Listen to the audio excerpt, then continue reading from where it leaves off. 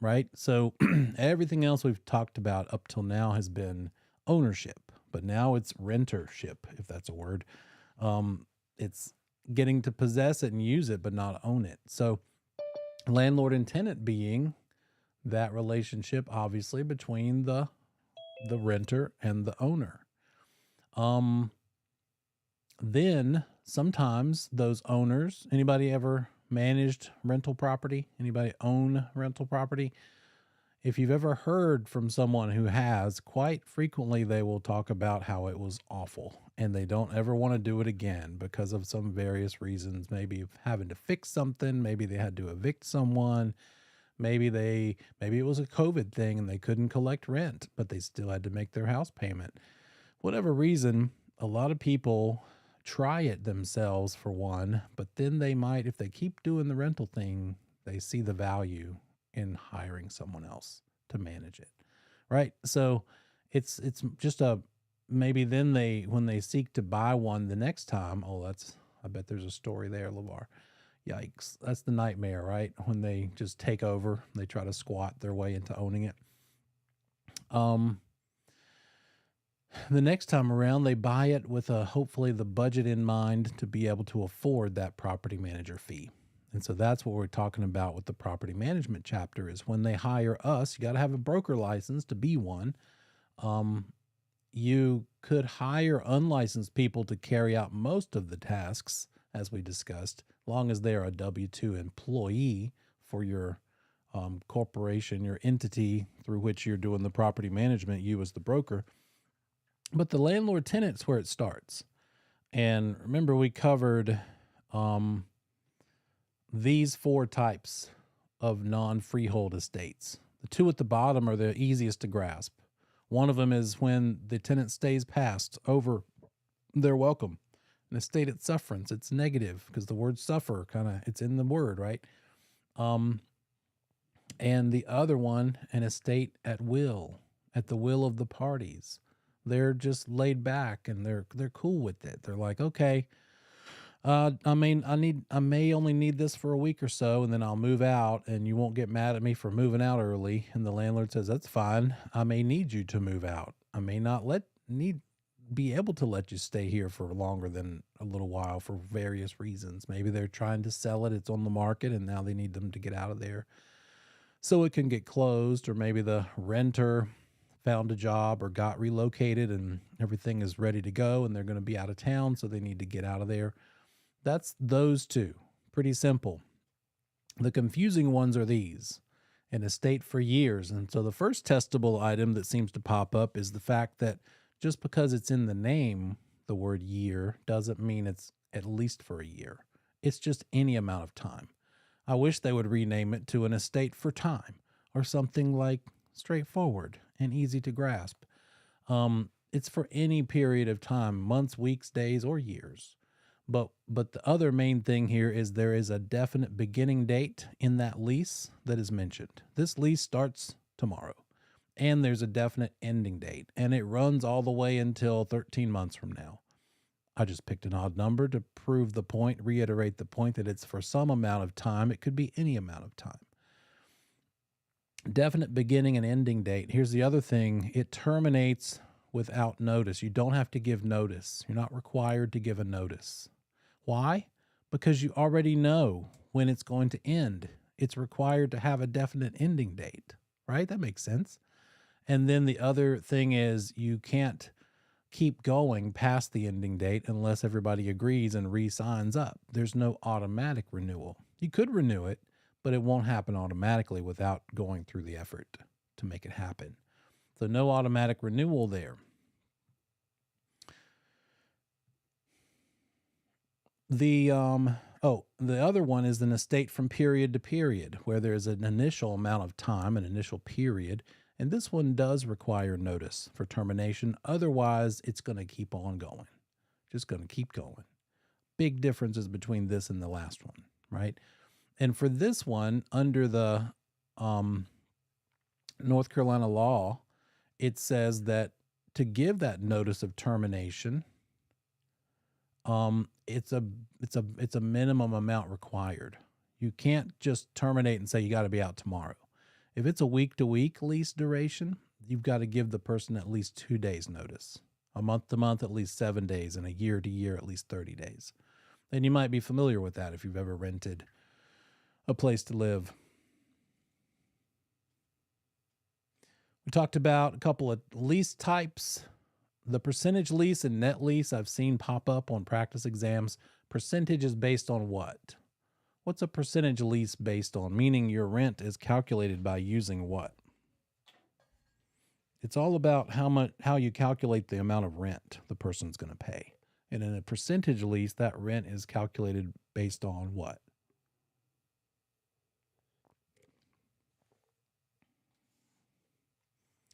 Yeah, think about it like a business earning income. And if I were a brand new business, I would take a little comfort in knowing that if I don't have any sales this month, my lease payment will be lower. If I do have more sales, it'll be higher, at least until I can get things going more consistently. And so it might look something like this. They might actually even have a calculation problem, and it might say the percentage lease is set up so that it's at least $1,000. It's a base rent of $1,000 per month plus 10% of monthly profit on top of that. And so if in this month it might say monthly profit over let's say $5,000. And so maybe in this month, we'll still call it December, their profit is $6,000. How much will their rent payment be for the month of December? If they sell $6,000 worth of stuff, if they have a base rent every month of $1,000, and if they also have another 10% of anything over $5,000. Let's just take it a step at a time. What do we know it's going to be as a bare minimum? It's going to be $1,000 at least every month. And so let's put that out here. It's going to be $1,000 plus the month in question, December, they earned $6,000. They're going to be charged 10% of anything over 5. How much over 5,000 is 6,000? That's the easiest math you'll do all year. 6,000 minus 5 is $1,000. So what's 10% of $1,000?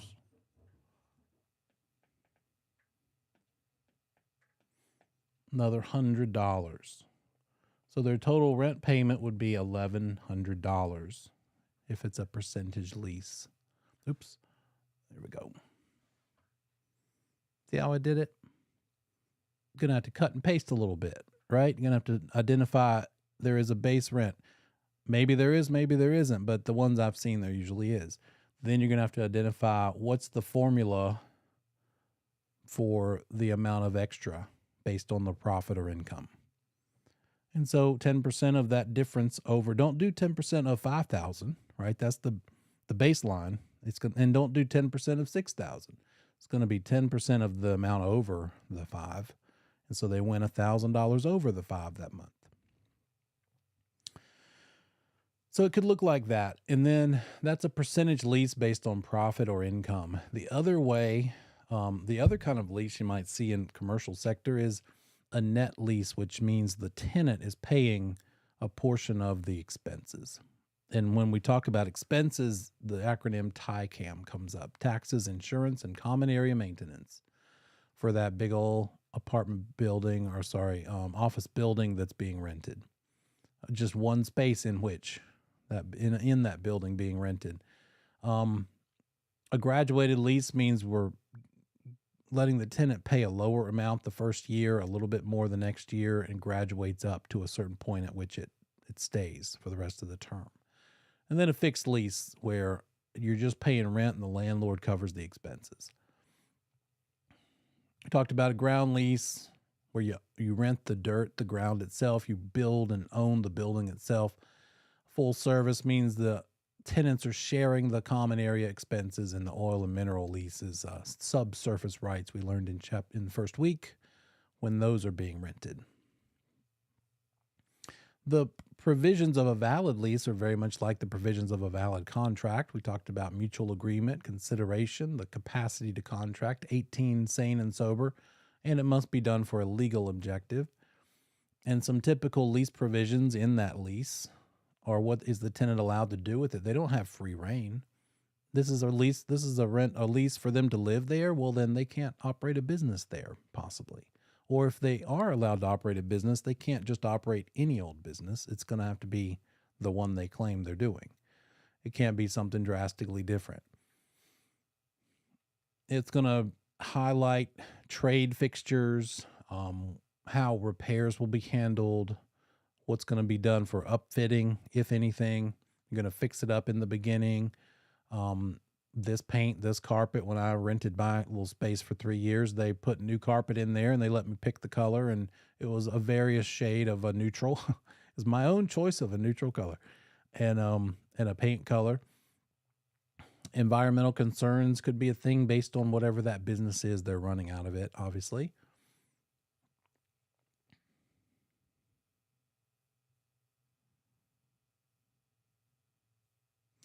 And we talked about this one.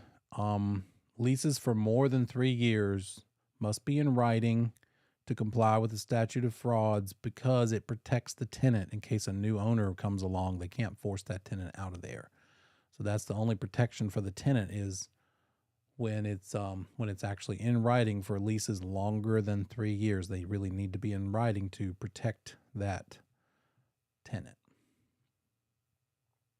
Otherwise, if it's 3 years or less, the tenant has automatic protections by law built in there.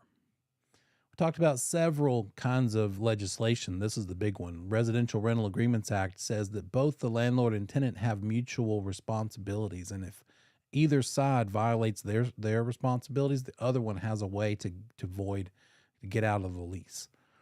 The main thing is that both sides have to keep it in good shape, fit and habitable.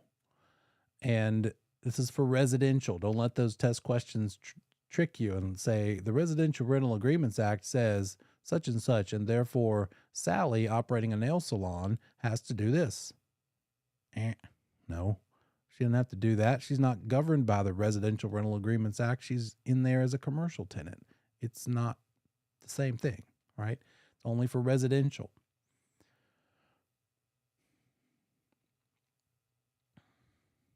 And then we talked about the 4 kinds of eviction, 3 of which are the situation where a landlord's not doing something right. In this case, they're not keeping things safe and habitable, so the tenant gets to stop paying rent. They like to test you on this, but only if they move out. They don't get to stay there and not pay the rent. They'll be in the wrong. They'll be there illegally and they will be subject to eviction. But they could constructively evict themselves by just moving out because it's not safe and then stopping the payment of rent.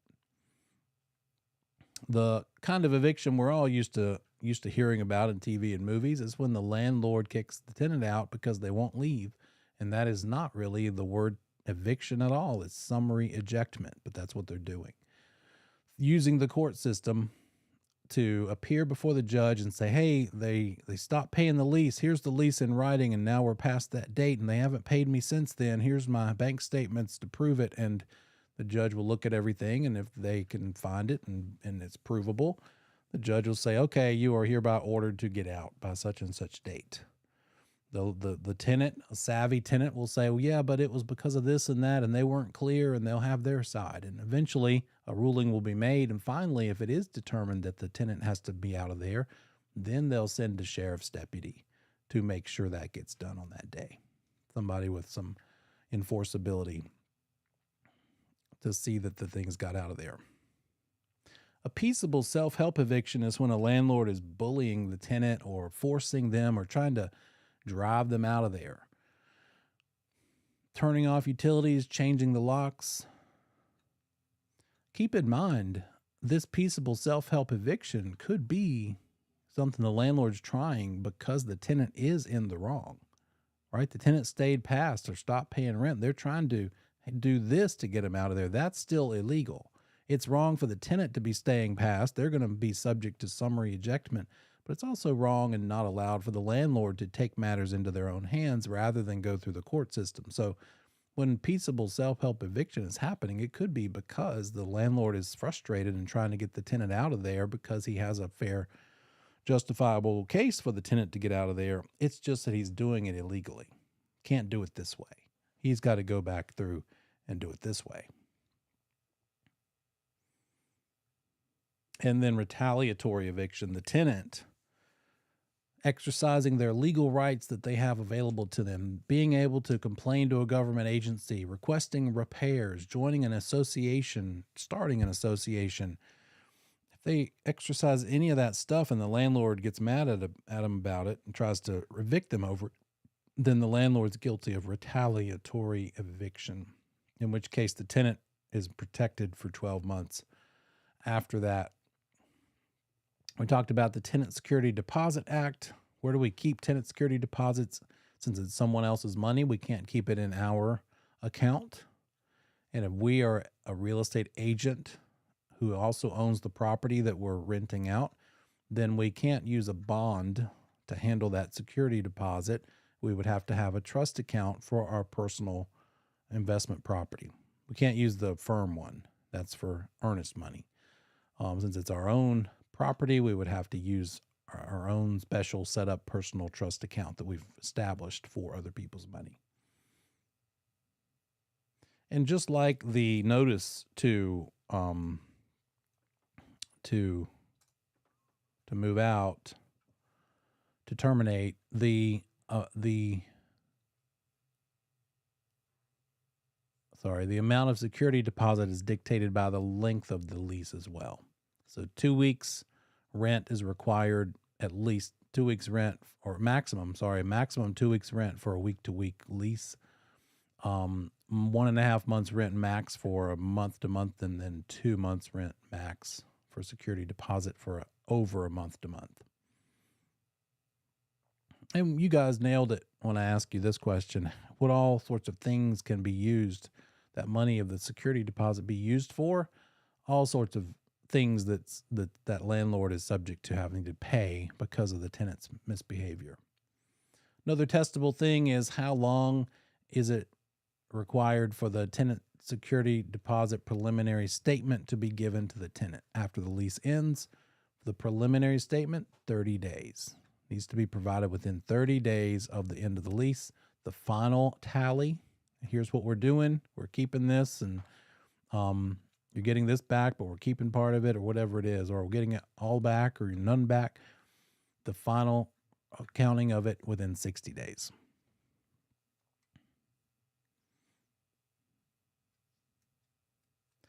Service animals, you can not charge a pet fee if the tenant has a service animal because that's not a pet. Pet fees are non-refundable if you are going to charge one for a non-service animal. Therefore, the landlord could spend it. They don't have to give it back. And ordinary wear and tear versus tenant damage, that's what they're looking for. They're at the end of the move out.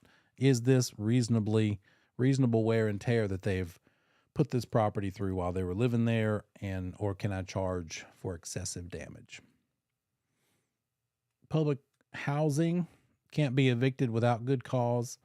The tenant would have to be at fault. They can be evicted, though. You just have to prove it. It can't be frivolous. They're entitled to a process.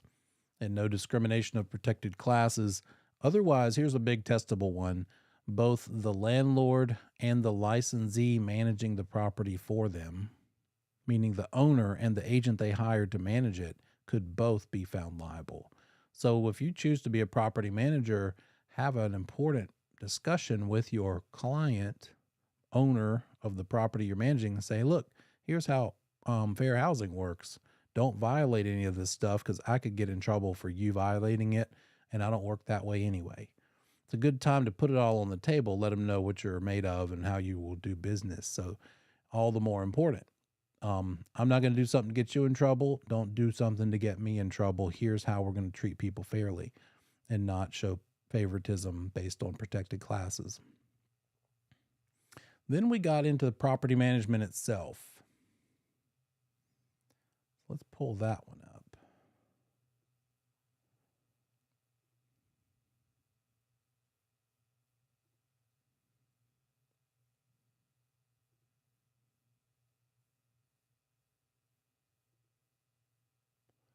There we go.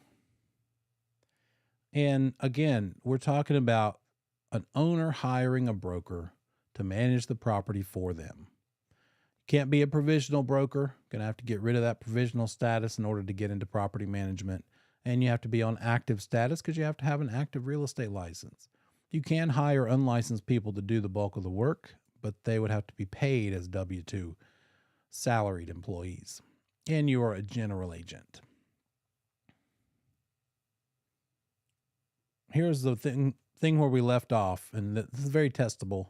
So don't forget this one. I haven't put it in order yet. PERM is our acronym we just came up with. Can't, as a property manager, not allowed to pay the owner's income tax. Not allowed to establish a depreciation schedule. Not allowed to reinvest the profits from that property. And you're not allowed as a property manager to make capital improvements. What does that mean? Capital improvements. Improvements to the property, right? A gym, an extra room, a storage building, a garage. You're going to build a couple of buildings of garages for the whole apartment complex. Who wants to pay extra could rent a garage space. Some of those apartment complexes are like that. What does a property manager do? They come up with a management plan, sort of like if we're, remember when we just talked about landlord tenant and we said parallel it to a contract. So the lease is like a contract for sale. They have a lot of similarities. With this, a property management plan, what is this like? What are the parallels to a property manager and a management plan on the sales side? They're hiring a broker to do something with their property.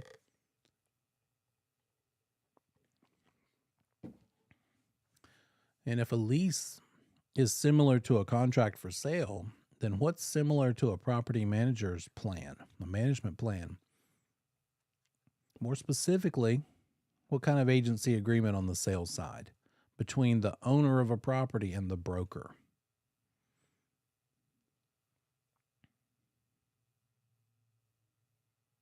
There you go. That listing agreement. Think about a listing agreement when you're looking at this property management stuff, because an owner is hiring a broker to help them with their property. In this case, they're helping them rent their property, manage their property. So that management plan is like a listing appointment. It's like a listing presentation. You're going to that owner and saying, here's what I'm going to do for you as your property manager. Oh, look, when I'm helping you list a property to sell, I'm going to show my market plan, my marketing plan. I'm going to put it on social media. I'm going to put it on my website, take pictures. With a property manager's plan, they're going to do a neighborhood analysis. Just like for sale, we're going to show them a market analysis. But the property manager is going to say, well, here's what the industry, is doing right now. Here's what our competitors are doing out there. Somebody right down the road is renting something similar to yours for this amount of rent. And so I think you should charge this. And it looks like if you offered a little more, maybe put in a gym or something, you could increase your monthly rent on the whole building by $100. They're going to show an analysis of the neighborhood, of the property itself, and help that owner understand how they can maximize their investment, how they can maybe raise rents, how they can cut costs on the operating expenses. A brand new property manager might have an analysis that says, well, you're paying this company over here to mow the grass for this amount of money. I think we can find somebody cheaper. How long have you had them doing that? Oh, I've had them for 5 years or so, and they've gone up, and well, it's a pretty competitive market. I think we could probably get it. I know somebody that would do it for less, that sort of thing. And you're finding out what is the objective of the owner. If you're the property manager, just like when you're helping somebody on a listing, you're going to ask that seller, what are you trying to accomplish with this sale? Is it that you want the most money possible? Or is it that if you could get it closed a little sooner, you'd be willing to take a little less? So do we need to focus more on a faster sale because your timeline is pretty important? Same thing with management. What are your objectives, owner? Tell me what you want to accomplish here. Do you want to maximize what you're earning your net operating income, or do you want this to be as seamless as possible? Or are you willing to put in some money, some capital improvements that I won't be responsible for because I'm not allowed to? But do you need to budget for that? And do we need to talk about you hiring out, getting some things improved, fixed up? Maybe things need some repair. And before maybe the vacancy rate is pretty high. Maybe instead of 5 or 3 or 4 or 5% vacancy, it's more like 10 or 12%. And before we try to put people in those vacancies, that 100-unit apartment building, maybe we want to go forward with a plan to start fixing up the vacant ones so that we can increase the rent. It's been a while. They're all dated. So let's go ahead while they're empty and put new carpet, new paint, maybe update the countertops, maybe do things in them to last longer.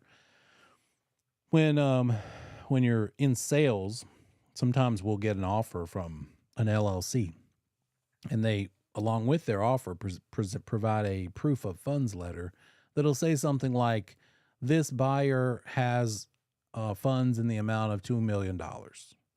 That's a lot of funds, and it's for a $300,000 house. And it's a cash buyer. It's probably a partnership, some sort of a professional. We're going to buy it up and then turn around and put a renter in it for the next 20 years. One after another is going to be kept as a rental. So the first thing they'll do after they finish with closing is make it tenant proof. They will frequently take out all the carpet and put in hard surfaces. They'll replace the vinyl for mica counters with granite or quartz or something more durable. And they'll make everything kind of new smelling, new paint and cool looking, and upgrade the appliances and make it something that they can just parade renters in and out of every year, that will hold up to the mistreatment that tends to happen with people that don't own the property but are using it. So maybe that's part of the plan. Let's see about making these properties tenant proof while we still have some of them vacant, and then we'll go all out trying to fill them up. And so that property manager will prepare financial statements, income and expense reports, cash flow reports, an operating budget, and say, here's where we are. Here's where I think we could improve. And this will come up. We saw this back in chapter 17, right? You might still have nightmares from it, but this is a valid and realistic formula to keep in mind as a property manager. You're going to say, hey, owner, client of mine, here's the most you could possibly earn if we had every unit rented all at the same time.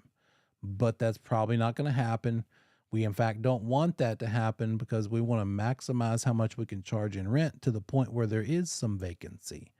Maybe not if it's a one house. We don't want a vacancy rate of 100% because it's a single family house. But on a multifamily situation, a bit of vacancy rate is probably more healthy because you're charging the right amount of rent. And operating expenses, and then you could they would talk with the owner about the debt service. Oh, is this paid for? Or do you want to, back to the goals of the owner, do you want to have another investment property? Well, then maybe instead of having this one unit completely paid for, we pull some money out of it with refinancing, and then use half of that money to buy another building. And now you have two buildings with leverage of financing instead of one building completely paid for, and that's going to affect the cash flow. So talking to them about this stuff, showing them the financial statements is part of their duties as well. Renting the property, finding good renters, that might be one of the main things the owner wants you for, because they don't want to deal with that. Taking applications, trying to find good people and figure out, is this a person that's going to pay the rent as they promise? Are they telling me the truth? Maintaining that property, keeping it cleaned and repaired. If it's a big enough property, maybe that requires staff. Hiring some staff, either full or part-time. Environmental concerns. There is something called the ADA, the Americans with Disabilities Act, and that applies to property management because we're dealing with property we're renting to the public, right? So the amenities of the property, if it's an apartment complex, do you have accessibility? You have to, right? So does this comply with ADA to allow accessibility to the disabled?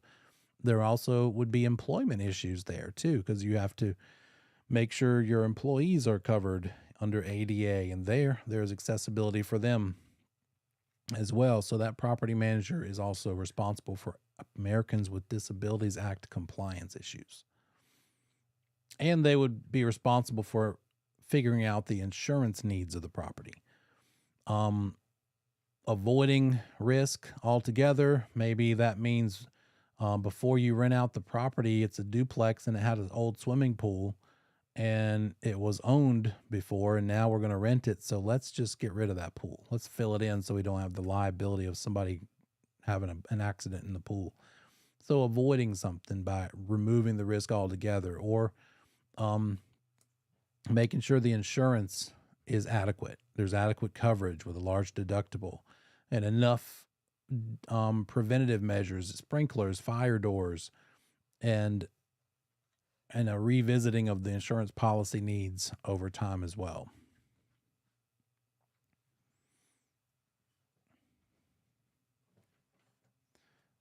We talked about that. And then ultimately, here's what the commission looks like. Pretty simple commission structure. As a property manager, earning that commission as a percentage of the monthly rent. Every month rent's collected, what percent of that rent are you entitled to earning? And if it's a 10% commission for the property manager and you collect $2,525, lower left corner, then your monthly rent's going to be 10% of that, $252.50 for that one property. And that means in the one given month. What about over the course of the year for that one property for the whole year? $252.50 per month times 12 months means an annual commission to you, the property manager, of $3,030. And then times that by however many other properties you're renting out as a property manager for other people. And that's pretty much it for property management, guys. Just those couple of testable items that we talked about. Let's cruise on over.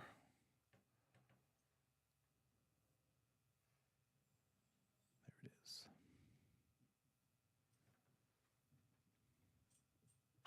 Of course, an update. Doesn't really matter what order we go in.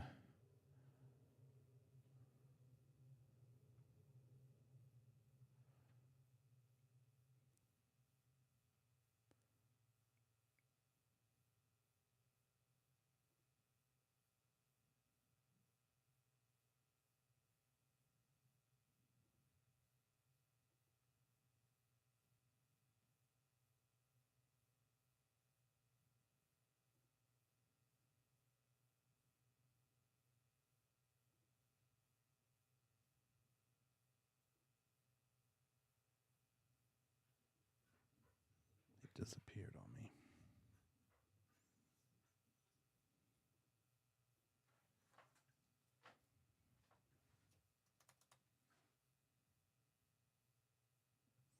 There we are. All right, let's get into fair housing first. We'll go in the order provided and cover that one.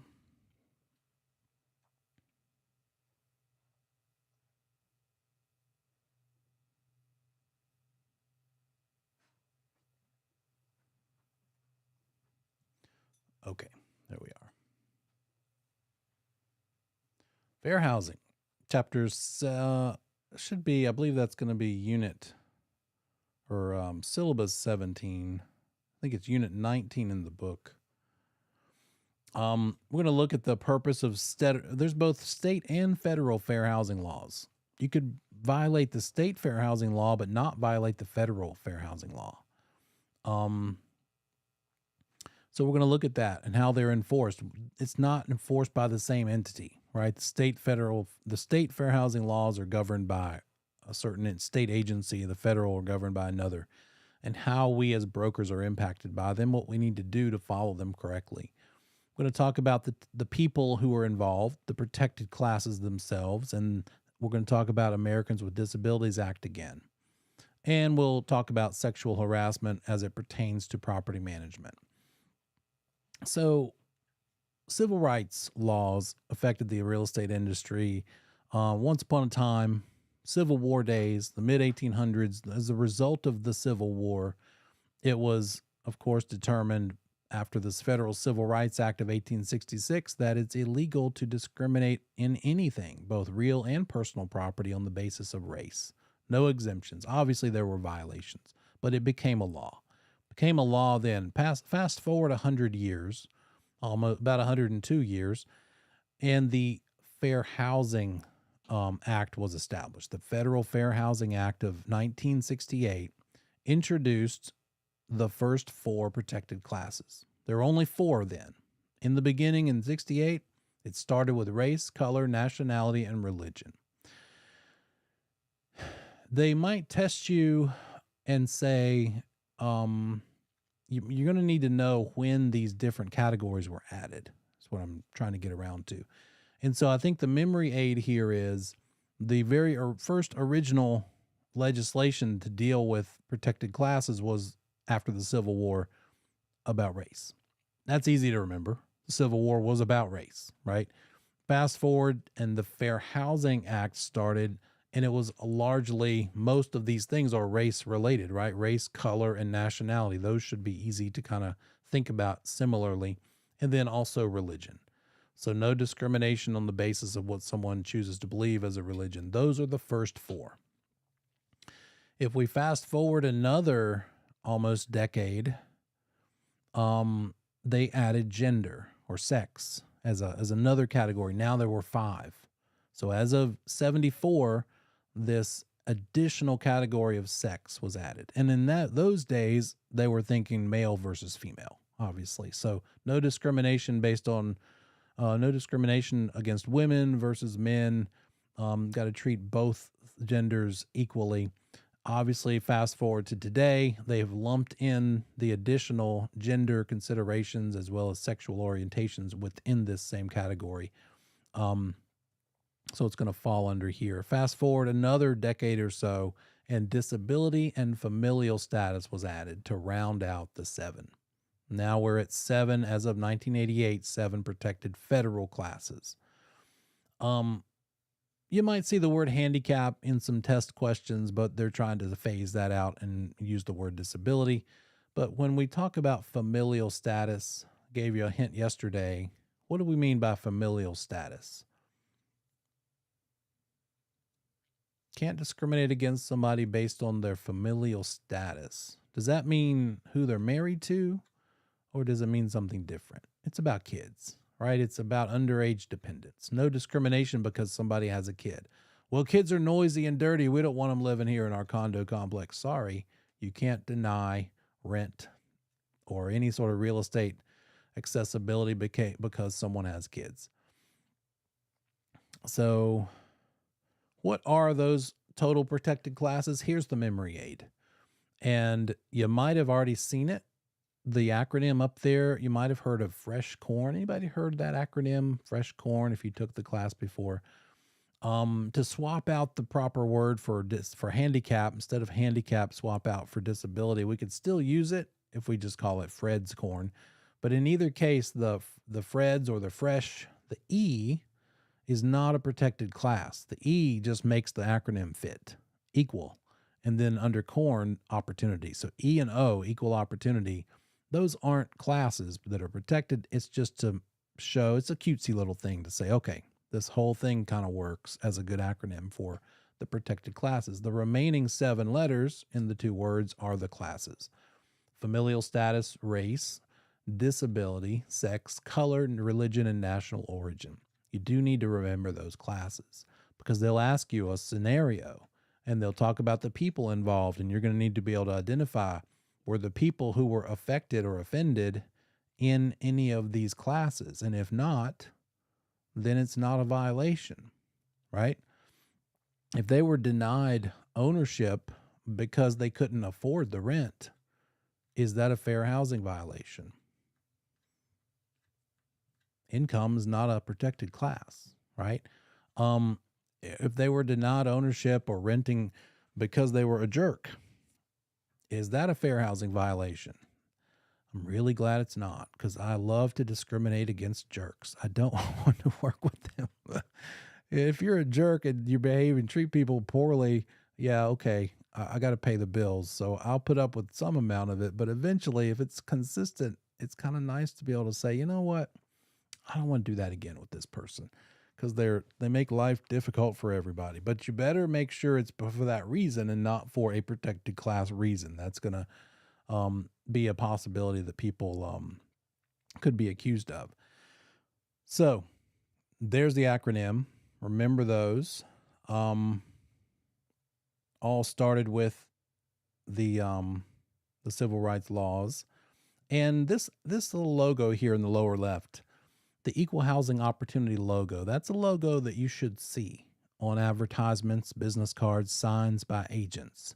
In fact, if an agent gets called in or accused of or on the peripheral sidelines of an investigation, somehow gets involved in an investigation and are found or being investigated for misbehavior there, if it turns out that they can't find the display of this logo on anything that agent provides, the signs, the business cards, the advertisements, it's going to call into question, well, maybe this is a sign that this person does have a problem following fair housing rules because they're not displaying the equal housing logo showing that they're complying with this sort of thing. So it's bad for you if you don't utilize it. So it's good to utilize it. Put it on your website, put it on your other places.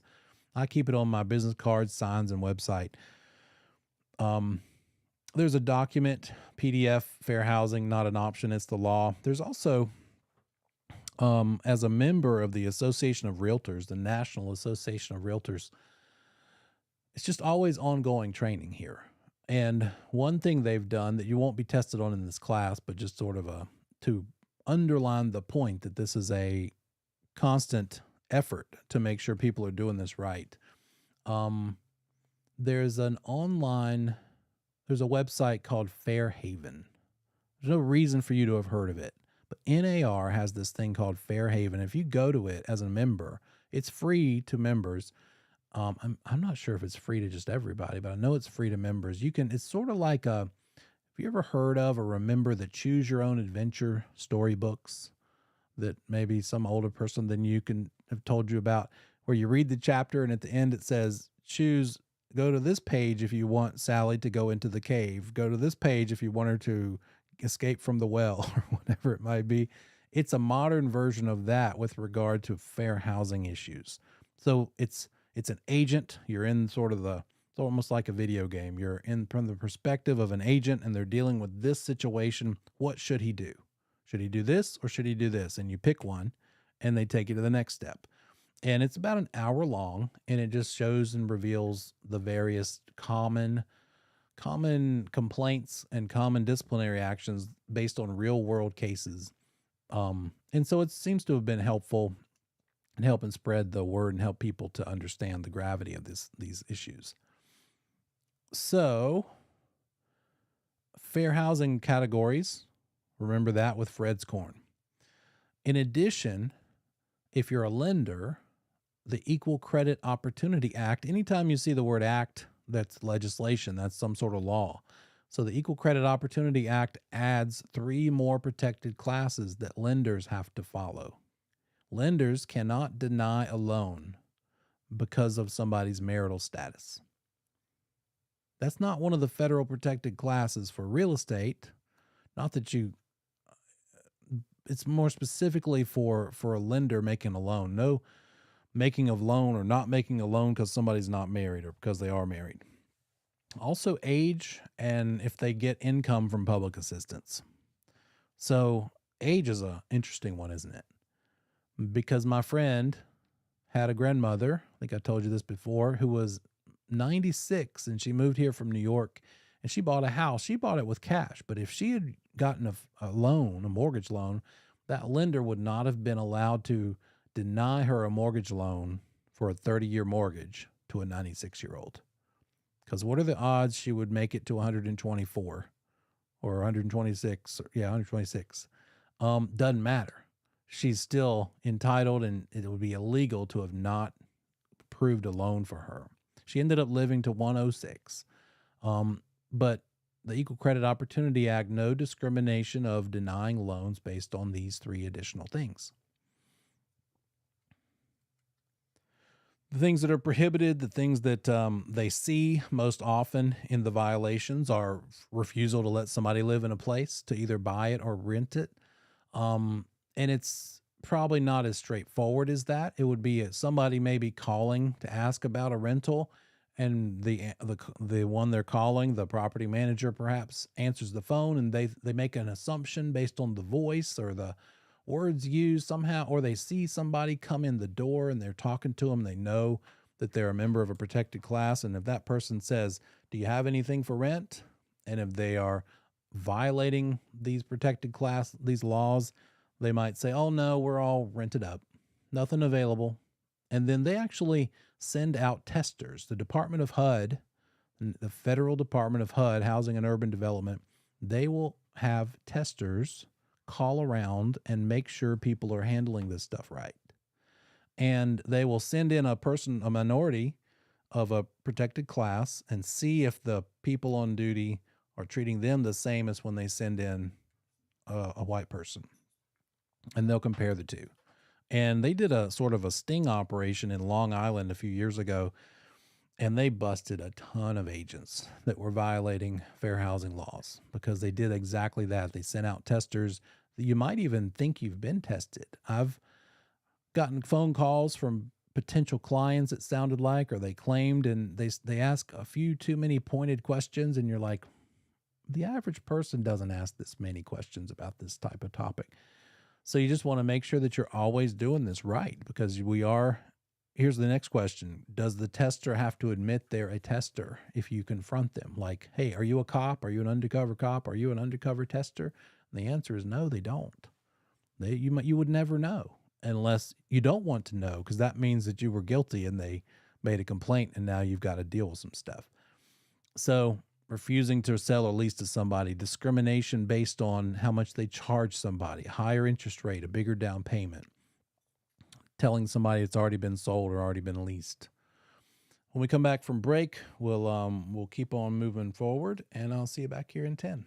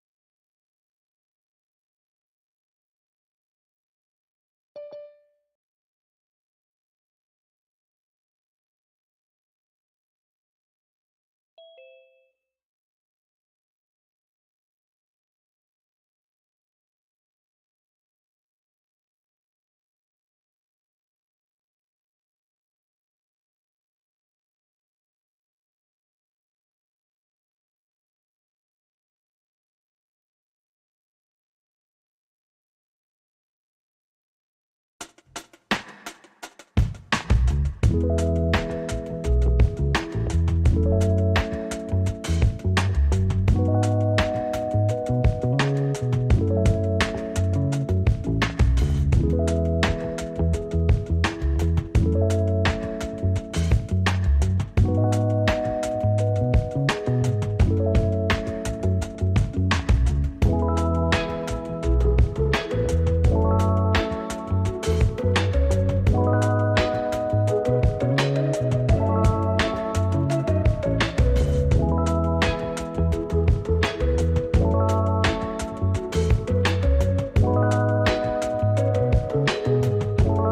right, let's come back together.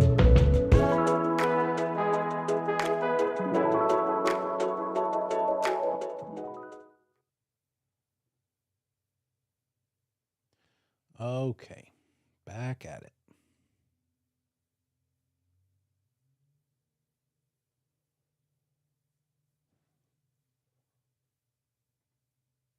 All right. Let's see. Oh, so let's give some definitions here. Fair housing, federal fair housing. What's that about? What's about 1 to 4 units? When we're talking about up to 4 unit buildings, like quadplexes, four individual structures under a same roof, like a duplex times two, that all falls under housing, residential housing. 5 or more units is a commercial situation. So this is about single family duplexes, tris, and quads. So 1 to 4 units. Familial status means children under 18. A handicapping condition means there's some sort of a major life activity limitation or a disability. And that includes rehab, like drugs and alcohol rehab. So, can you discriminate against a person who is addicted to drugs? Can you refuse to rent to an active drug addict? They apply for the rental and they come to you and you see evidence. You can tell they're high on something. When they are enrolled in a rehab program, you cannot. Now it's classified as a disability, and so you can't discriminate against someone in drug rehab. You could discriminate against them if they weren't in rehab, but not if they are. So that's what it means by rehab as a handicapping condition. The ADA, Americans with Disabilities Act, has some requirements here. In other words, mobility. Can you rent a property to someone in a wheelchair?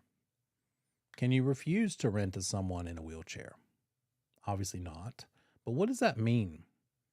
What if they're in this wheelchair and the property is an older property, maybe a historic property? Have you ever walked through an old house and you had to duck? You felt like you had to duck because the doors were kind of low and they were narrow. Some of those older houses have doorways that would not fit a wheelchair. So if you've put your old house with narrow doorways up for rent and somebody who needs a wheelchair comes and wants to rent it, what is the requirement on you as the landlord? Do you have to widen those doors for them? Because if you don't make it accessible, would that not be discrimination against someone with a disability, with mobility limitations? You have to allow the widening of the doors, but you don't have to pay for it. But you can't refuse that it's done. Well, that's not fair. I don't want to do that. Well, then don't rent that house. Or before you rent that house, make sure all the doors are already widened. But here's the deal. The landlord has to allow reasonable modifications. They can't increase the security deposit, but they don't have to pay for it either. The tenant would have to pay for that modification, and they could negotiate that it must be restored to the previous condition after that tenant is out of there.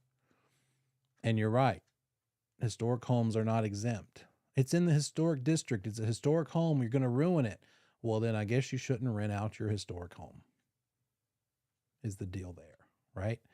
So that's pretty much, that stuff can jump up on you. So The tenant would pay for the modification, and this could be more than widening doors. It could be a wheelchair ramp. That'd probably be the most common adaptation, but it could also be lowering kitchen cabinets. Standard kitchen cabinets are too high for people that are in a chair, or for people that have other reasons they're low, maybe little people, something like that. They might need a lower set of kitchen cabinets, and that's major. That's a big deal. But that landlord would have to allow it, but that person would pay for it and then pay to have it restored, so the landlord doesn't have extra low cabinets and always have to find somebody willing to deal with lower countertops, right? It would be brought back to its previous condition once that person who needed it in that way is no longer the renter. So you're either adapting the property or you are modifying the procedures related to the property. There's an example that some of you who listen to Travis Everett might have run across in this chapter. He talked, because he's up in Raleigh, Cary area, and apparently the post office in Cary has about 20 or 25 stone steps to get up into it. And so if somebody wants a PO box in that building and they have a wheelchair, they can't get in there. And so the procedure has been modified. It'd be somehow prohibitive to put a ramp in. So if somebody has a PO box they need to get checked, they pull up to a certain parking area, they honk the horn or they call a number, and a postal service employee will come out, get their key, empty their box, and bring them the contents. So they've adapted the procedure since they can't adapt the structure. Unreasonable modifications. Did I give unreasonable modifications? Some examples of unreasonable modifications. Unreasonable. I'm drawing a blank. If anybody remembers what I said, it's recorded at least. Sorry about that. But accessibility, we talked about widening doors. I gotcha. Unreasonable modifications. It would all center around what the person needs to something that affects their major life activities, right? Any sort of adjustment that needs to happen to make up for their disability that's impinging on their major life activities is within the bounds of what you'd have to do. But again, it's at their expense. Here's pretty big testable content on this slide. I'll do a screen cap for you. And there is a difference in exemptions to the fair housing laws on both the federal versus the state levels. In other words, exemptions mean you don't have to follow them. Can you be exempt from the law? Yeah. You can be exempt from the fair housing laws. So you don't have to follow the law? Correct.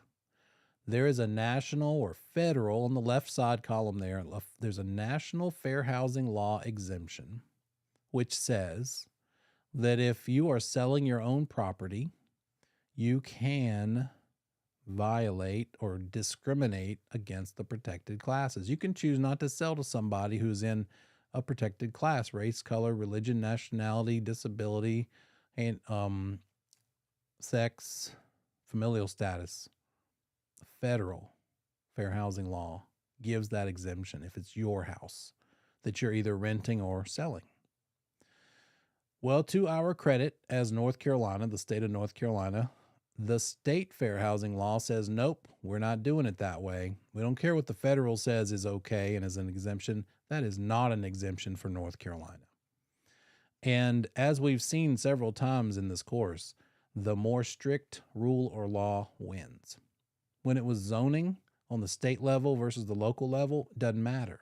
Just because the state agency sounds big and important compared to like a local sheriff, the local rules would win if they're more strict. Well, the same thing here.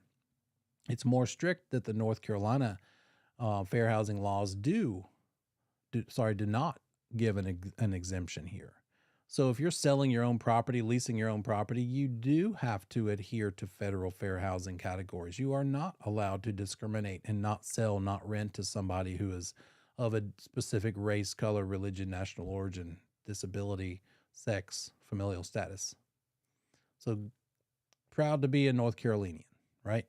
But on the national level, there is that exemption. And on the test, they could ask you something like that and say something like, under federal fair housing laws, so and so refused to rent his house to somebody who was from pick a country. Are they guilty? Or are they allowed to do that? And you would look for the answer that specified that under federal they're allowed to, but not under state. State law doesn't allow it, federal law does. Another national exemption is if it's a multifamily unit, second bullet point, if it's like a duplex, triplex, fourplex, 2, 3, or 4 unit, if the owner is an occupant of one of those units, then again, they can refuse to rent to the other units to somebody in a protected class. That's another federal exemption that's allowable if the owner is one of the occupants of that multifamily. In North Carolina, we're not doing so great. We're expanding the exemption to mean that if it's an owner and or a relative of the owner, then they can discriminate and choose not to rent to somebody in a protected class. So the exemption is greater in this case under North Carolina versus federally. National, a private club that's a club for somebody in a protected class, they can say you must be in this protected class to join this private club. That is an allowable exemption, as is the religious organization. This is a Catholic organization, so you have to be Catholic to be a member of this organization, is allowable. You can't use that as an excuse to not allow people from the other classes in.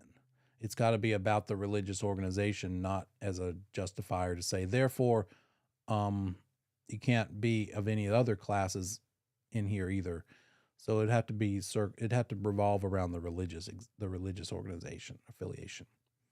And then in North Carolina, you can still have same-sex dormitories. Boys only, girls only dormitories are still allowed for student housing. So be careful about these questions. Just take them easily.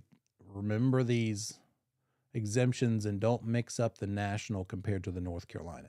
There are probably some states that I don't know for sure which ones, but who do, like that first bullet point, an owner selling or leasing their own property can discriminate. Well, I'm sure there's some state laws, certain states that agree with that, but unlike North Carolina. So in those states, the national one is the same as their own state law. But in North Carolina, it's not the case. You can't, those owners are not exempt from following fair housing categories in choosing their buyer or their renter. Anybody seen an older 55 and older community? Have you ever seen that? Some of these neighborhoods that cater to the older crowd and they advertise as such. And you're thinking, wait a minute, that sounds illegal. That is an allowable exemption. It's another exemption to fair housing laws. And it's if you also notice that it's that way from the very beginning of the neighborhood, like it's a lot of times new construction, brand new neighborhoods, or they're not very old. And that's because you can't use this exemption to kick people under 55 out, but you can, if you initiate it from scratch, not allow any of them to own.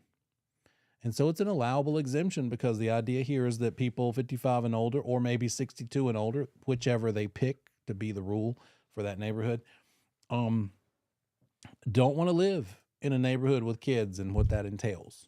Maybe bikes on the street and noise and whatever else goes along with that. And it's just an allowable exemption.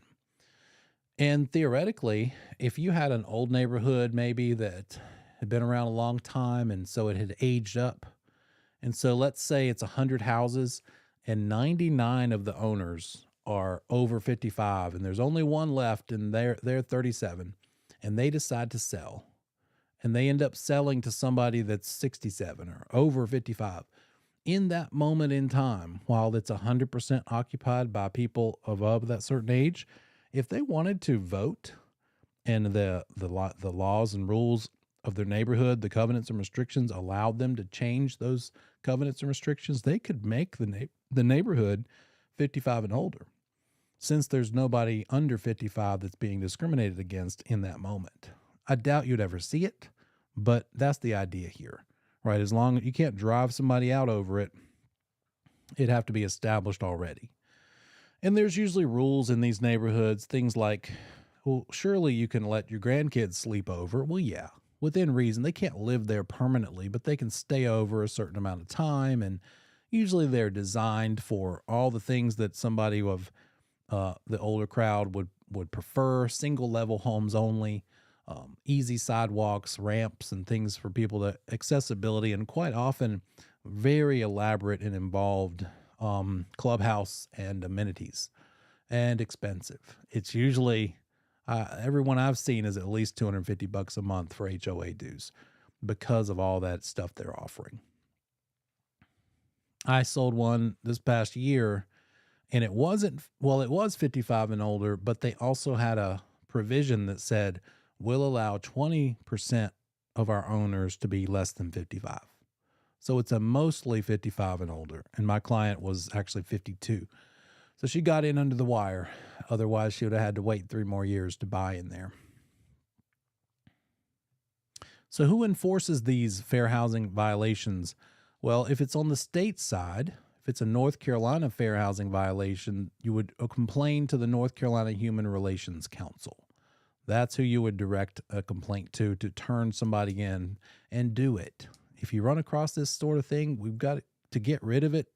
I'm not a tattletale by nature, but I would tattle about this because we want to make sure people are given fair access to things. So Human Relations Council of North Carolina, and then the federal side, you go to HUD, the Office of Equal Opportunity under the Housing Urban Development Department of HUD, of the federal government. There's some terminology. It's a couple more vocabulary words to know. And you probably already know these things. What is it called? What's the word called when, let's say, a broker goes in for a listing appointment and they tell the seller, you better hurry up and sell your property and list it with me to get it sold quickly because this area is starting to turn over to a lot of people of this certain ethnicity or some sort of protected class. What is the word for that violation? I'll give you some choices. Block busting or steering. Which one is that?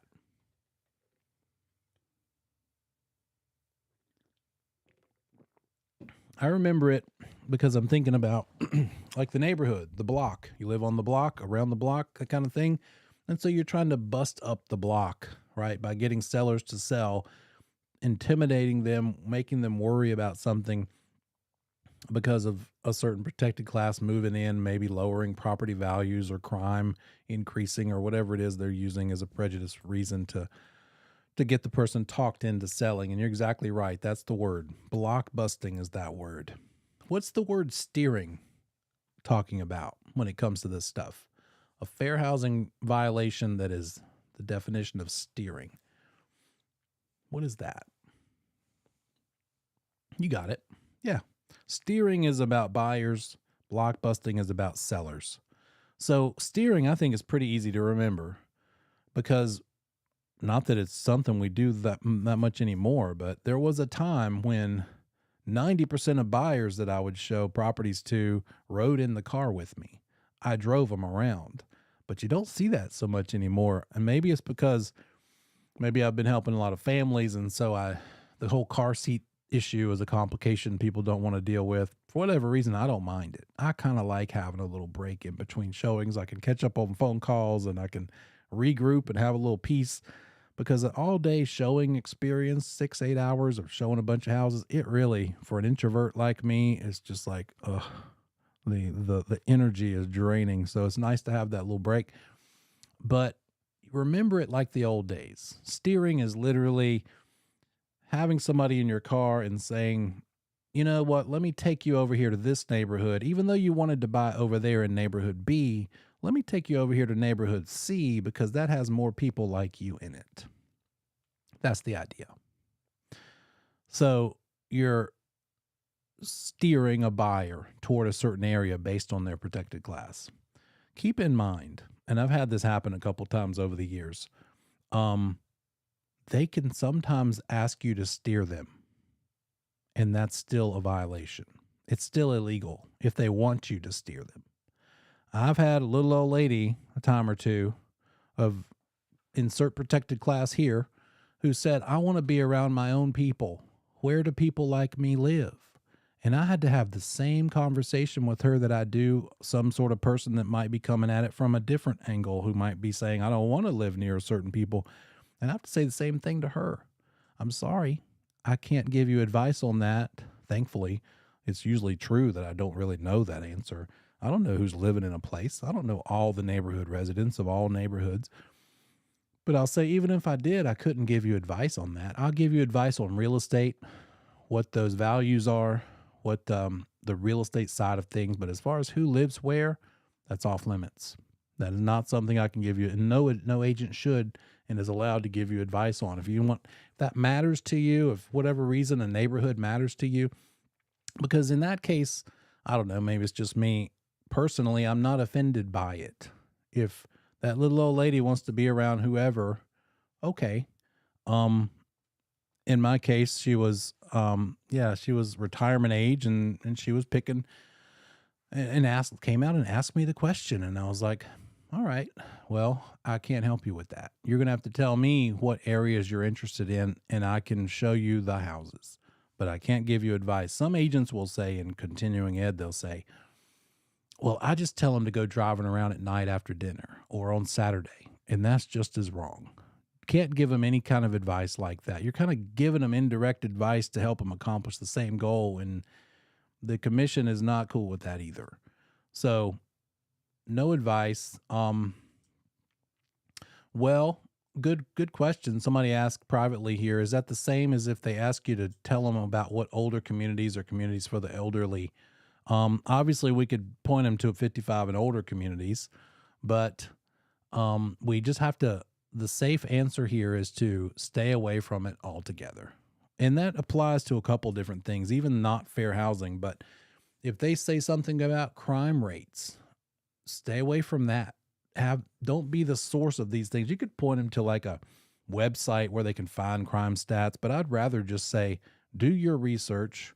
You tell me what you're concerned about, what areas you want to stick with, because I don't know what crime they're concerned about.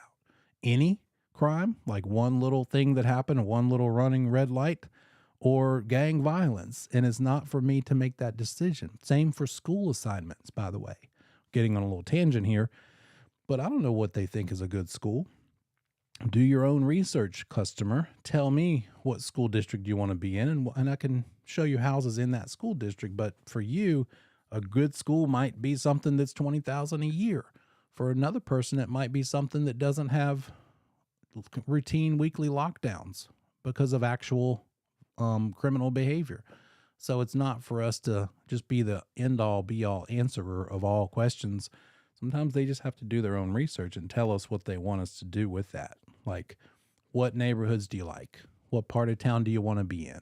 I'm not going to point you to a part of town, but I can do my search based on a drawn circle around the map, a drawn shape between this street and that street.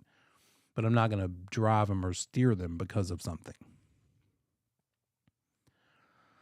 And then the last term there, somebody already mentioned it up there, redlining is about the lender.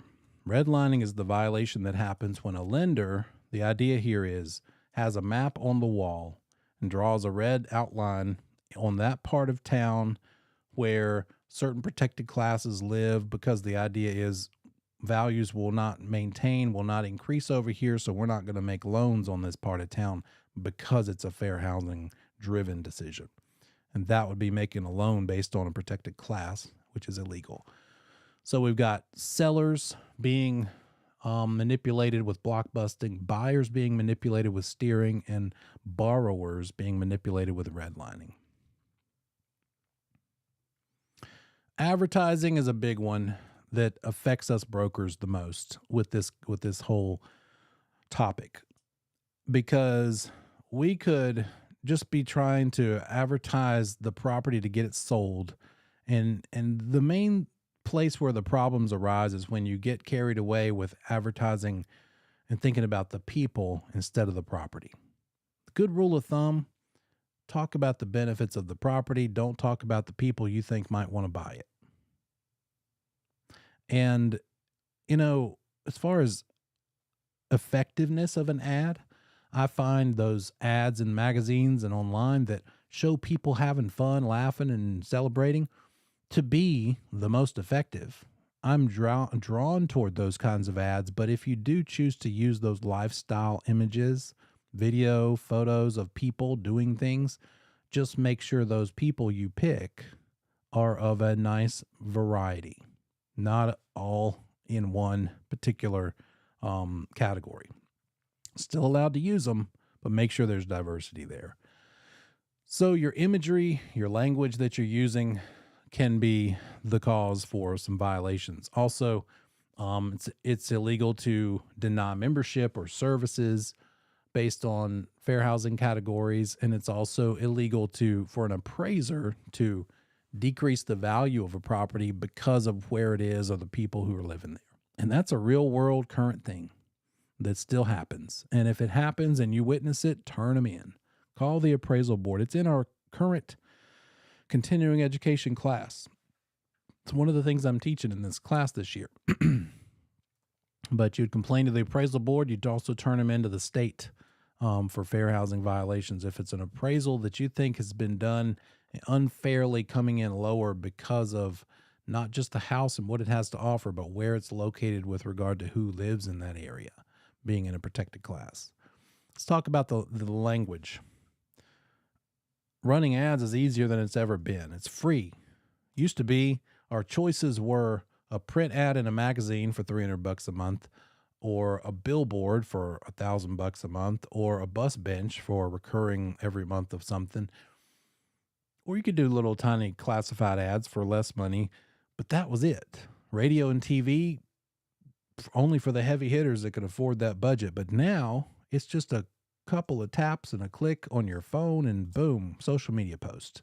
And so every CE class I teach, I ask them, does your BIC, does your broker in charge have a process or a procedure or some sort of special training that you have to adhere to? Because that BIC is responsible for those ads. And most of them say, yeah, we got to run it by them before we can hit go, before we can post that ad. Or we have to take a class and there's a person for approval that we have to get for every single thing that we might want to post on Instagram and Facebook or wherever. And so here's the words, some of the words. You can actually Google it and get a much bigger article about this sort of thing. But be careful with the words. What's okay? An acceptable phrase is to call it a good neighborhood. That's okay. Not acceptable is to say no so-and-so of any sort of nationality or protected class. It's acceptable. And some of these are kind of question marks. You're like, really? That's acceptable? Like walk to shopping. That's actually acceptable. But it would not be acceptable to say able-bodied tenants only. It's allowable to say bachelor apartment, but not okay to say female only, unless you're talking about a dormitory, by the way, but you wouldn't really be selling a dormitory. It's acceptable to still call it a family room. Not acceptable to say something is for adults only. Again, that's a violation of what? If they say this is adults only neighborhood, unless they're talking about a 55 and older community, what are they violating by saying adults only?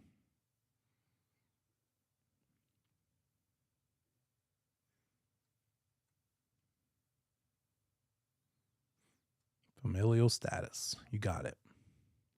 There's a longer list. And again, you can find it, but just watch for the verbiage. My standard example is for Charlotte at least, because there literally is a facility called the Jewish Community Center in Charlotte, uptown. And so if you said this little bungalow house built in 1948 is in walking distance of the Jewish Community Center, it's okay to say walking. but you could say community center, but not Jewish community center. Um, what about us as brokers in our own personal transactions? Having this broker's license elevates our status in terms of adhering to these rules and laws all the more strictly. We don't have any exemptions. As a broker license holder, a licensee, even in our personal transactions, that case where you could be an occupant of one of the units of your duplex and choose to not rent to the other side, somebody in a protected class, not allowed since you have a broker's license. You don't get that exemption, even though in North Carolina you do. It's only for non-brokers that have that exemption. So we as brokers know better. We're educated on this stuff, so we're not allowed to discriminate, whereas a non-broker might actually be. And then there's never an exemption of the Civil Rights Act of 1866. That's always illegal for everybody, everywhere, in both personal property and real estate. Sexual harassment is not allowed of the tenant by the landlord or the broker for the landlord. Yeah, I had to say that to you. I had to put that in there. It is part of the curriculum. You're like, yeah, okay, tell me something I don't know, but it's literally part of the laws. No verbal harassment, nonverbal harassment, no physical harassment, not allowed. It's got to be there so that people can get in trouble if they do these things wrong. ADA applies to real estate firms when they're dealing with sales and purchases and leasing of commercial facilities. We need to know how ADA works because those commercial facilities need to adhere to it. But then also it applies to real estate firms because frequently we have people coming into our building as clients. And since it's open to the public in that way, there's accessibility requirements. How are they going to get upstairs? Is there an elevator? Or do they have everything they need on the first floor while the agents work up at the second floor? But even that, if it's a firm with 15 or more employees, now you've got to have accessibility for them under ADA. So got to be on top of this ADA stuff in a couple of different areas because it's in real estate. When you're actually doing this business, there's lots of rules and laws we have to follow. This class is mostly all about the real estate commission's requirements. But once you're out there, we have talked about that membership into the Realtor Association, and they have some rules and laws too.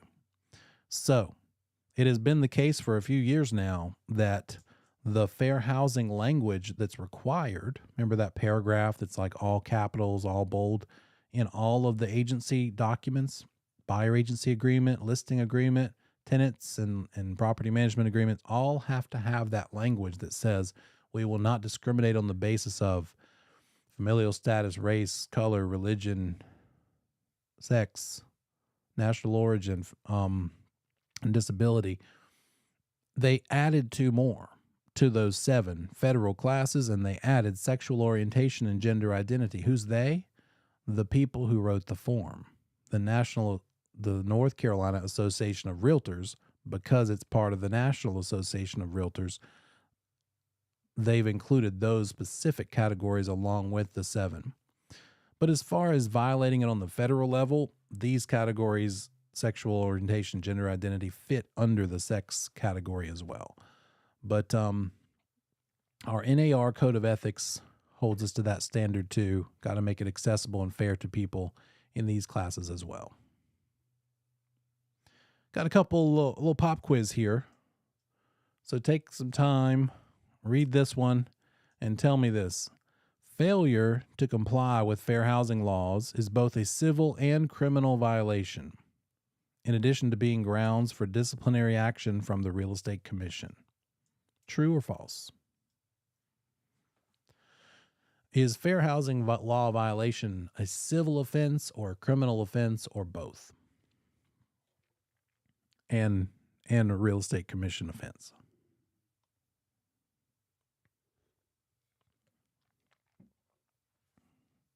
True or false in the chat. Everybody participate.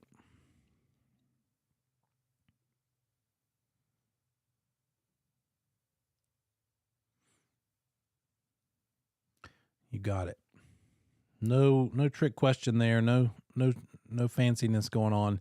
In addition, the client could also be found guilty of the agent's actions.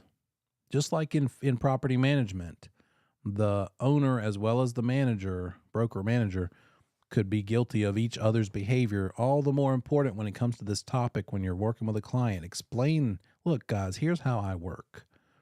Fair housing is a real thing. There's protected classes. We're not going to discriminate because you could get in trouble if I discriminate against them, and I can get in trouble if you do. I have no excuse. I know the rules and laws. I was required to learn them. You may not know them as it pertains to real estate, so let me share them with you because I don't want to get in trouble because you do something either on purpose or accidentally. It's also a great time to watch their face and see how they react. And if the eyes roll and certain behaviors are happening, you might be like, I can see this is bothering you. I might just want to go ahead and distance myself from you now and choose not to work with you because you're a person with certain feelings that I don't agree with, and I don't want to be a part of that. So it's good to get it out there early, so you haven't invested a bunch of time into this person and then find out what they're really about and then have to back away from them. Licensees who work in areas where there are a few minorities don't need to worry because they won't normally have a problem complying with fair housing laws. True or false?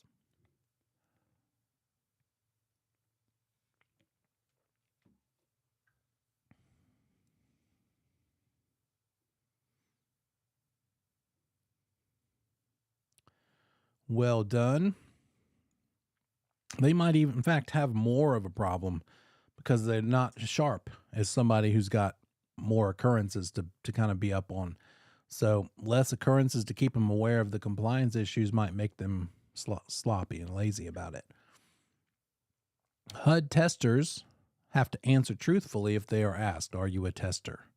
Somebody calls you and they're asking questions that sound a lot like fair housing and leading you down a path, and you're wondering, are they really a legitimate client? Or are they just asking me stuff to get me in trouble and see if I'm going to violate fair housing? Hey, are you a HUD tester? They do not have to tell you because that's the whole point. They would lie, they would hang up, and only unless you violated something are you going to find out that you were ever talking to a tester. In CE classes, I ask people this all the time. Hey, have you ever felt at some point that you were actually on the phone with a tester? And I get hands every time. So it's a thing.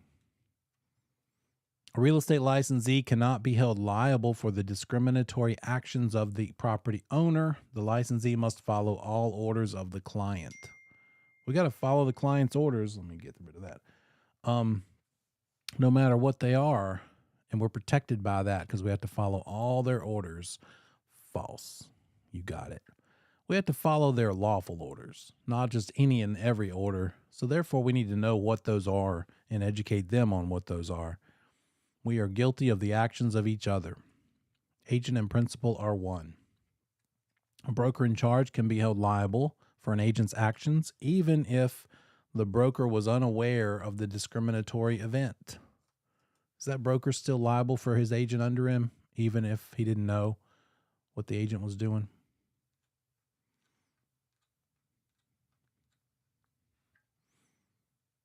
Well done. That BIC, as the head of the firm, is liable for all the actions of licensees associated with that firm. BICs are responsible all the more so for the provisional licensees, but sorry, guys. I'm going to try to figure out how to turn that thing off. But they are responsible for everybody for certain things. And one of those things is fair housing. Another is advertising, which is sort of related to fair housing. And then another is making sure licensure is maintained. The firm and the BIC needs to have written policies in place to make sure everybody understands what their expectations are for handling this sort of thing. Housing providers can charge families with children a larger security deposit because of the increased likelihood there will be more damage or more wear and tear. True or false?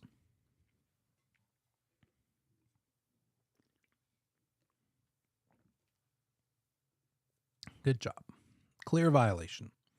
House next door to your listing is a group home for mentally challenged teenagers. This is a material fact and must be disclosed. True or false?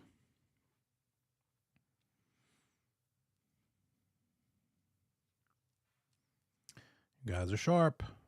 This would be protected under handicap. You got it. Not presenting an offer from a minority is okay as long as it's already a pending contract on the listing. Big time false. It's a violation of a couple things, fair housing as well as real estate commission law, because we have to present all offers, even if we're under contract. Any offer that comes in, always present it no matter what the situation. Housing provider must act with discriminatory intent before he can be held liable under the Fair Housing Act. Well, I didn't mean to do it. Is that a good defense? Is it about intent? Didn't mean to hurt somebody. False. The intent is irrelevant. If the actions are perceived by a member of a protected class to be discriminatory, there's a problem. It's almost a guilty until proven innocent situation with fair housing.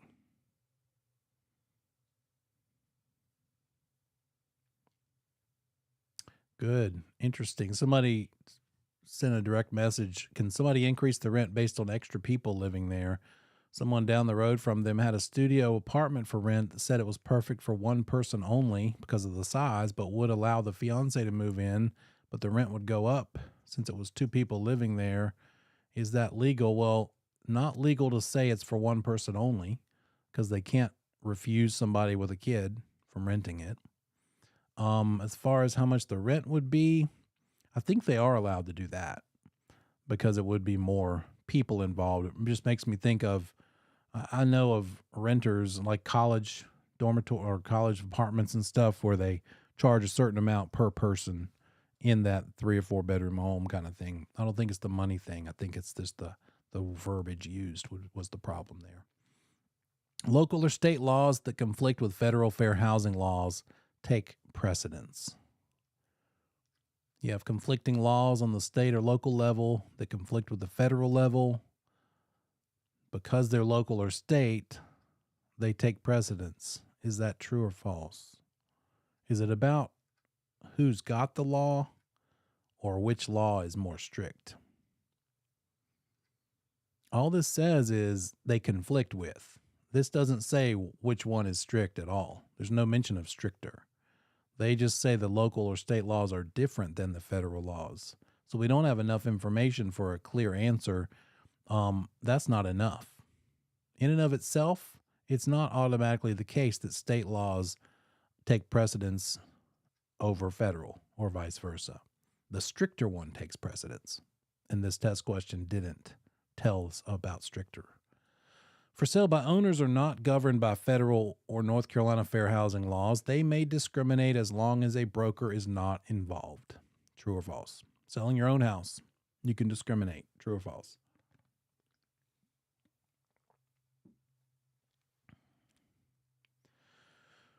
If we're talking about federal versus North Carolina, is it the case that in one of those categories they actually could discriminate? And which one is it, if that's the case? In which of those, federal versus state of North Carolina, could they be exempt? You're right. The federal side. North Carolina laws don't allow for sale by owners to discriminate, but the federal laws do. And then the other thing is this. If, let's just say North Carolina did allow it, they matched the federal rules. And so we had an exemption in North Carolina too. And I only say that because of this next question. If the person was selling by owner, could they discriminate if the North Carolina laws match the federal? Yes, they could.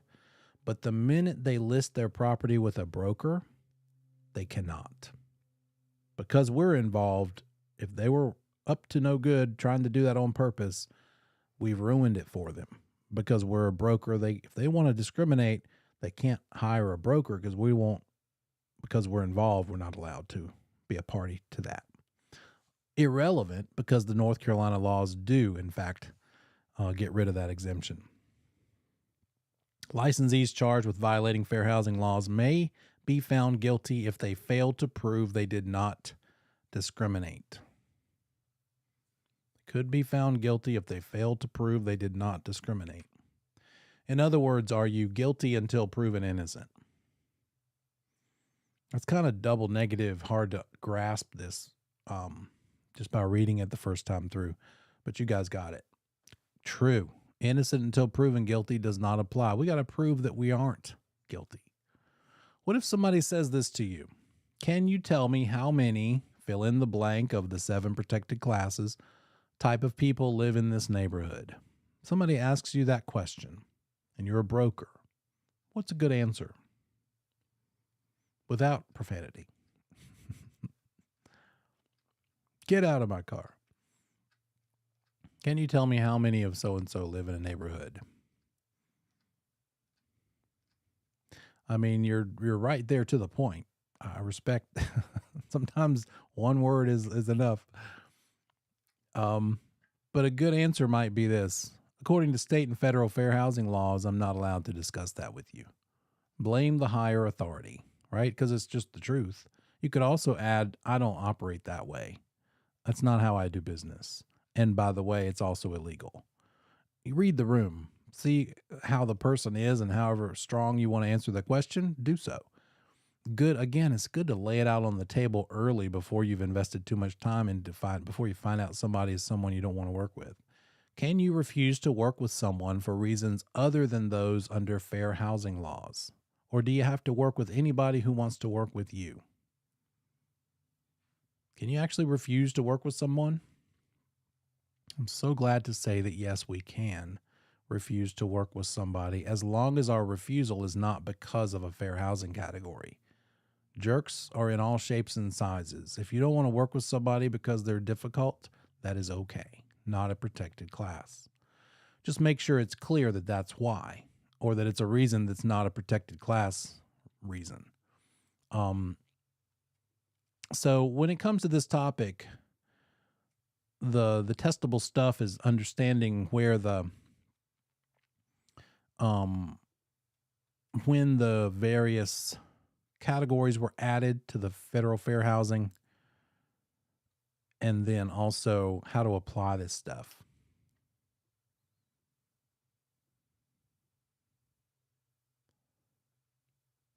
There we go. Let's go ahead and take a break. When we come back from break, we'll talk about taxation, Unit 18. See you back here in 10.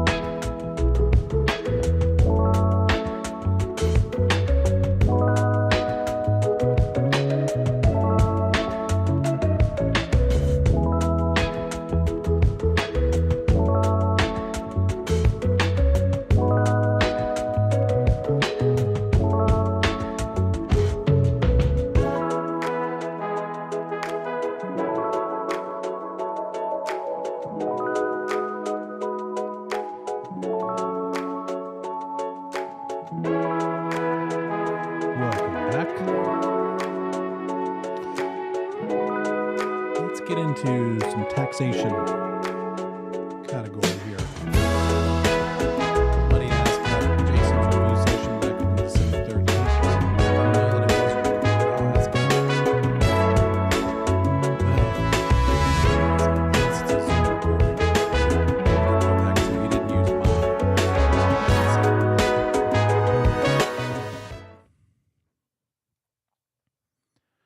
Okay. Everybody hear me okay? Be good. So income tax and home ownership. We'll look at the tax deductible items. We'll talk about capital gain and loss. There's a little bit of a calculation there. And we as brokers need to understand what the tax benefits are to home ownership. That's just useful. And people are going to ask us questions from time to time, but we don't want to answer their tax questions. We're just going to need to be able to point them in a direction. Just like when we were talking about insurance, we point to the insurance agent, we're going to point them to a CPA or a tax advisor. But it is natural for them to ask, how does their home sale affect their tax situation? There are some tax deductible loan expenses, but again, you'll see this recurring phrase down here. You always want to preface whatever you say with regard to an answer about taxes to, I'm no tax person. Talk to your CPA, but, and here's the typical deductible loan expenses. These things could change, by the way, guys, with the new people in the administration. Different promises are made, and sometimes those are carried out, and people change some things around about mortgage interest. That's always been sort of a thing, but it may not be someday. But currently, mortgage interest on principal residences and second homes is a tax deductible expense, or potentially, depending on your situation. Also, this stuff in the first year. So when you buy the property, if you paid discount points, if you paid a prepayment penalty for closing out something early, mortgage insurance premiums, loan origination fees, all those things are tax deductible in the first year. But again, a lot of tax deductible items depend on the person. Did you guys see that somebody won the Florida lottery, by the way? Like $1.6 billion. And you know what they did before they came forward? They formed a Delaware corporation. A corporation based in Delaware because there's no income tax and there's other good reasons to do that. And they came forward and accepted the winnings in the name of the LLC, so nobody knows who it is. I just can't even conceive. That's the way to do it, by the way. If you were going to win the lottery, if you were planning on winning, that's what you do. If anybody has a chance to not blow through all that money like everyone else does, it's this person. I'm pretty sure they're going to be okay. But what they took the lump sum, that's what I would do. Who would not take the lump sum? Anybody? Oh, everybody taking the lump sum? $94 million is what they're ending up with. And I just can't even grasp it. I'm like, that's enough just to be crazy for the whole rest of your life. It would be hard work to screw that up. People could, but oh my goodness. That's who you want as a client too, by the way. They're buying whatever and paying cash. Real property taxes paid are deductible in the year they were paid. Taxes deductible on both your principal home and your second home. So between the mortgage interest that you're paying and the property taxes, you've got some tax savings there. But again, just let them know, yeah, this is a thing, but as to how it affects you, talk to a CPA. That is not me. When you're selling your property, the taxes you might have to pay depend on a couple of things. Anybody heard of the capital gains tax rates? And that changed several years ago. It's been quite a few years since then, but they did change the rules several years ago. A gain, obviously, is making a profit on selling your property compared to back when you bought it. So that's a gain compared to a loss. If it goes down, like people were selling in the 08, 9, 10 era, they were selling at losses. But now I would imagine most everybody is selling at some sort of an amount of a gain. Well, the IRS likes to charge you tax if you make money, and that includes gains on your real estate within a certain amount of rules. They do allow you to have a gain that is not taxed. And that's what this chapter is about. You need to know a couple of terms. A long-term capital gain means you owned the property for more than 12 months. And so why does that matter? Then if you own the property for more than 12 months, the tax, and it's determined that you need to pay capital gains tax on the amount you gained, the profit you made. The max they can charge you for that tax rate is 20% because it's a long-term capital gain. So if at all possible, you want to keep property longer than 12 months if you're thinking that you're going to end up with a gain on the property. It's not just like $1 over either. It's got to be a significant amount that we'll see in a minute. Well, there's a long-term capital gain rate of 20% max, but there's also a short term, which means 12 months or less. Good question. Let's see. Somebody's asking what chapter we're on in the syllabus, and this is considered, in the textbook, it's chapter 18. In the syllabus, it is, what is that? Yeah, it's the same thing, 18 for both.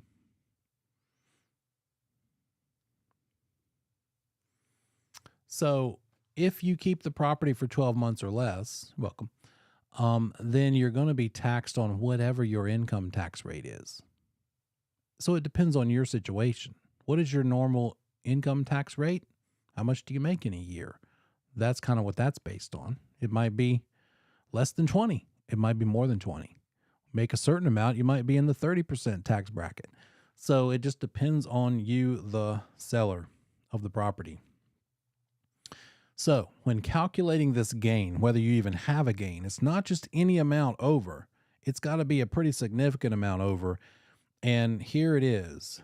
If you're single and you have a gain on the sale of your property of $250,000 or less, you do not have to pay capital gains taxes. So $250,000 or less.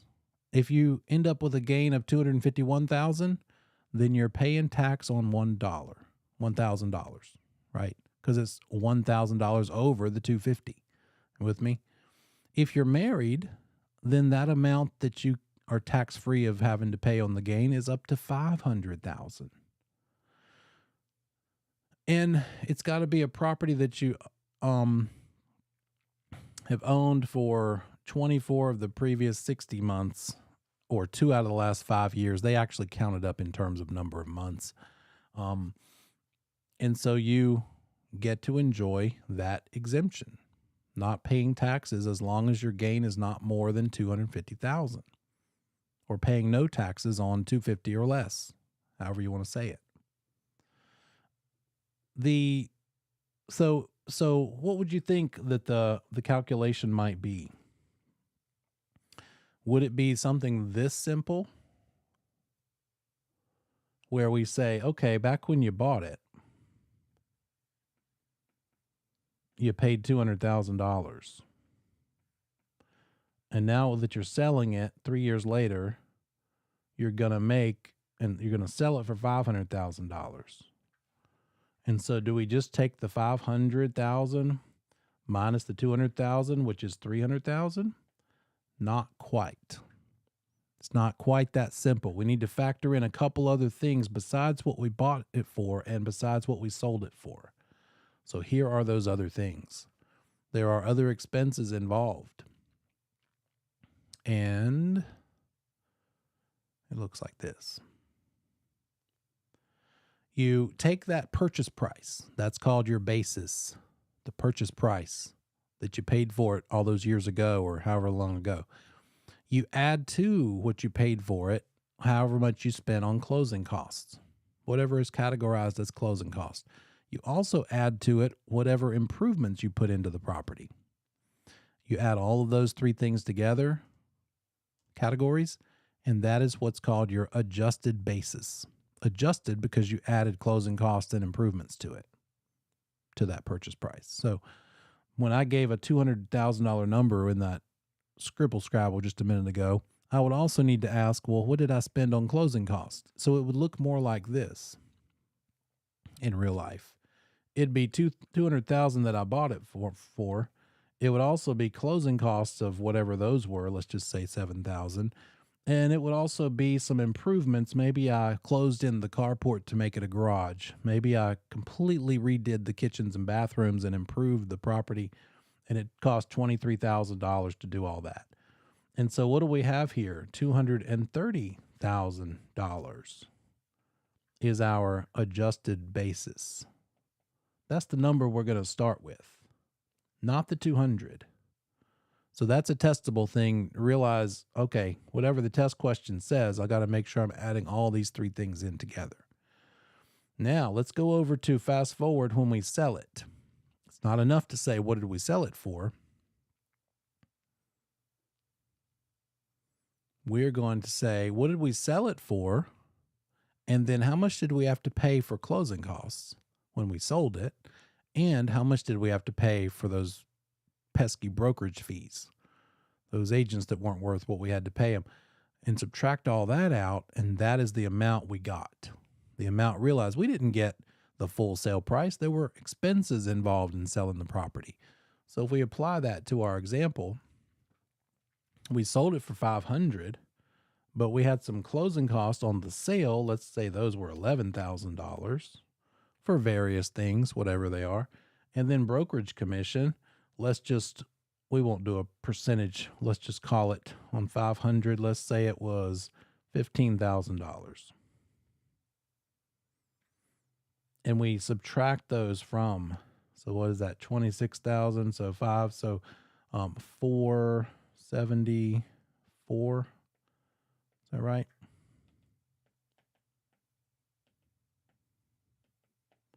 Yep.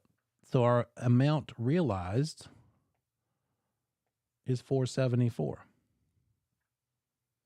And so if we bought it and had all those closing costs and stuff factored in at 230, sold it for 474, then the difference between these two numbers is either a gain or a loss. And we can tell, since the sold number is a bigger number, we're dealing with a gain of some sort. So if we take 474 and subtract 230 from it, how much of a gain is that? It's a gain of $244,000. Did we have a gain that is large enough that it's going to require us to pay taxes on it? Even if we're single, we're good. What if, let's say that down here, let's just say instead of this adding up to 474, it was 874. You did really good. Congratulations. 874.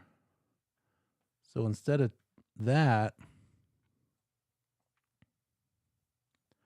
we had a gain of $644,000 because we sold it for so much more. Now, are we going to have to pay taxes on this gain? We're going to have to pay taxes, but not on $644,000. How much are we going to have to pay taxes on if we have a gain of $644,000? The answer is, I haven't told you enough information. Your next question should be, are you married or not? Right? So if you're married, let's fast forward, let's zoom in here. We've got 644 was the amount we gained. But if you're married, then the amount you get to not pay taxes on is $500,000. So some of you got that and specified. You're paying taxes on $144,000 if you're married. What if you're not married? Oh no. $644,000 is the gain. If you're not married, you only get to exempt up to $250,000. And that means you're going to pay taxes on $394,000 instead of $144,000 just because you're single. Have you been dating somebody for a little while? You want to go ahead and propose, maybe get married real quick? Because, I mean, geez, 344 versus 144. Let's take the next step and see what the amount of tax would be. Let's say it is a long-term capital gain. You've owned it for more than 12 months. What would be the taxes if you were married and therefore the only amount of gain you're being taxed on is $144,000? Well, let's just use the 20% long-term capital gain tax rate for both of them. $144,000 times 20% means you're paying $28,800 in taxes. Oh, but you're not married. Long-term capital gains tax rate of 20%. You're paying $50,000 more. Just coincidentally. It's an even number. Now who wants to get married? Still not worth it? Maybe, maybe not. That's what you need to do for this math. It's more than just finding out what the gain is. You're not paying tax on that entire amount. You're paying on however much more than either 500 or 250 that is, depending on the person's marital status. You with me? So the question will be a narrative kind of paragraph. Here's the situation. You'll need to recognize, okay, does it say whether they're married or not? Does it say, you'll need to be able to pick out, oh, when they bought it, there was this much in closing costs. There was this much they did in improvements. And when they sold it, they had paid this much in closing costs and they paid that broker this much money, so that you can get both of these numbers, the adjusted basis and the amount realized. Then you can do that subtraction and find out what the gain was. But don't get excited because you've done some calculations. Don't forget, I'm still not done. 644 is not the entire taxable amount. That depends on your marital status.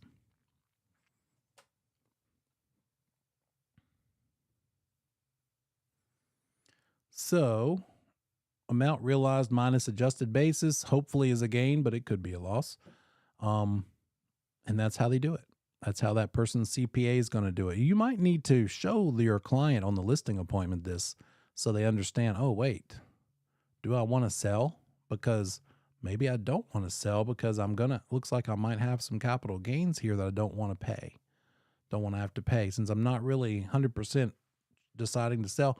At the very least, you might want to do a rough calculation and say you need to talk to a CPA and let them, based on your specific situation, tell you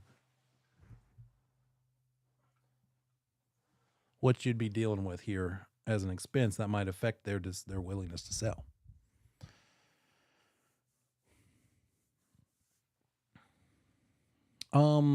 Somebody asked, could I tell you the 8 formulas you need to understand for the exam? I think you're asking that because of there being 8 calculation problems. The problem is, I don't know what those calculation problems are going to be. It may not be one from each thing. It could be 2 things about, I doubt there would be 2 questions that you have to calculate based on this topic, maybe 1. It's probably going to be mostly stuff about closing math, but there's not like here are the 8. There's more than 8 potential ones, right? This is if you are owning it for 24 of the previous 60 months, then this is a thing. As long as you're the owner, then if you're an owner for less than that, if you occupied it, I'm sorry, that's what I meant to say. If you occupied it, like my brother and I co-owned this property I'm in. He moved out in 2019. When we sell this place and split the proceeds, I think what he's going to have to do is pay a lot more capital gains than I do, because I've been a resident here for 24 of the previous 60 months. So that's what it is. Using it as a residence for 24 out of the previous 60 months. People say 2 out of the last 5 years, but that's a lazy way to say it. It's actually 24 out of the previous 60 months.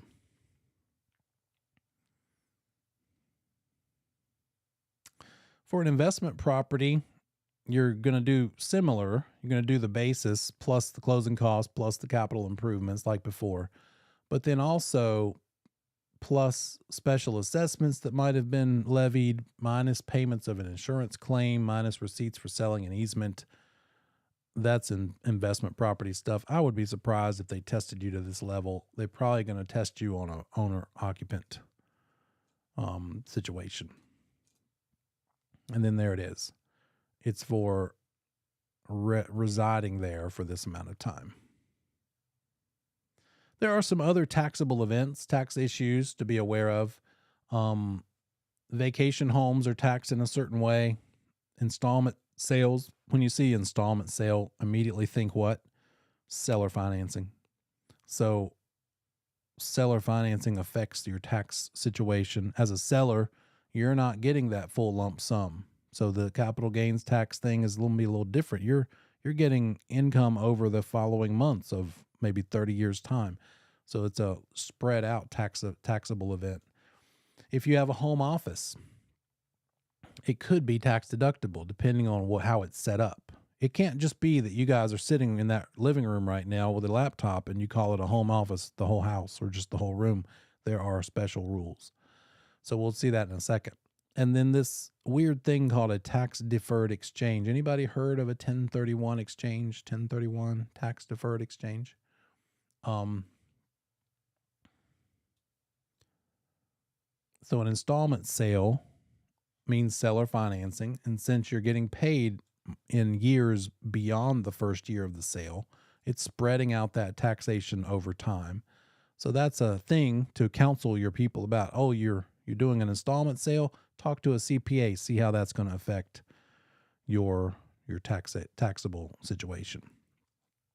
Home office deduction is not as simple as I work in my home. It's got to be used exclusively as an office, be a principal place of your business. Clients meet you there, separate structure. If you have somebody that wants to sell and they say, I work from home, what's the home office deduction? You say, talk to a CPA. I'm not here to give you that advice. I can help you get your house sold, but not give you advice on that.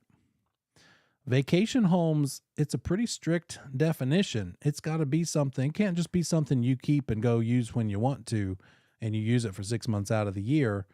You've got to use the property less than 14 days or 10% of the rented time.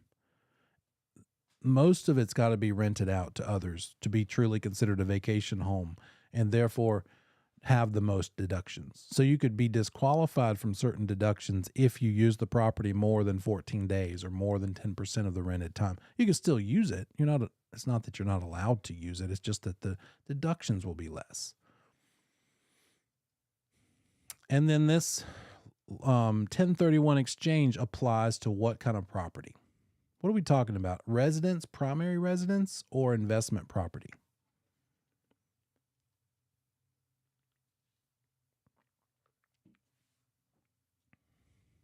It's investment property. Wouldn't it be nice if you didn't have to pay capital gains? And you could say, you know what? Catch me on the next one.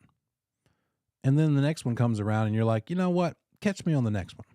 And the next one comes around and you're like, I'll get you next time. And you just keep on saying, I'll pay you the taxes next time. That's allowed with certain rules. So what are the rules? It's in the name, for one thing. It has to be a like kind exchange. That doesn't mean it's got to be a yellow house for a yellow house. It just means real estate for real estate. There are other things that you can make a profit on that you might have to pay taxes on, like motorcycles, collectible guitars, collectible books. You can pay capital gains on lots of different things because the IRS likes to charge us money for like the lottery winnings, by the way. So like kind just means you're selling a piece of real estate and buying another piece of real estate with the proceeds of that sale. So as an investor, you could take the proceeds of that sale of that single family rental house and put it over into the purchase of a bigger one. Or maybe you're going to sell the single family rental house you've had for a couple years and buy a duplex or a fourplex or an apartment building. So you're taking the profit from that, putting it in, rolling it into the purchase of the next thing. And that's what we're talking about. you can do that without having to pay taxes on the gain from the sale of the one you sold.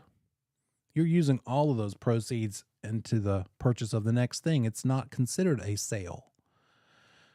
And so it doesn't trigger capital gains taxes. It's considered, if you do it this way, it's considered a like kind exchange. You're exchanging one property for another. It doesn't mean that you have to find a seller of a property that you want to trade with them for yours. It's not a one-to-one trade. That would be tough. Finding a seller that wants to sell something that you want and they want what you've got, no, it's not that complicated. It can be any property that you want to buy, as long as it's real estate. And as long as you identify the property you're going to replace yours with and roll those proceeds into within a certain number of days, I think it's 120, but that you're not going to be tested on that, and that could change. And then as long as you actually close on it within a certain number of days, again, I think that's 180, but not even for you as a broker to give them advice on. You need to know this stuff so that you can get it sold for them within the right time frame and help them find it within the right time frame. But as far as facilitating this exchange, that is above our pay grade. There is a like kind exchange specialist they would need to hire, a CPA type of person that would make sure all that stuff was done properly and documented so they could prove to the IRS, yes, we did it under the right time frame so that we can benefit from not having to pay these taxes. We can defer those taxes. Some people you might have heard the phrase tax-free exchange, and that's not accurate. You're not doing it free of taxes forever necessarily. You could, though. But it's more accurately named a tax-deferred exchange. You're putting it off. And frankly, you could do it for a bunch of properties and then you die, and then you never had to pay the taxes because now you're dead. You just kept doing a 1031 exchange from one into the next, into the next, into the next.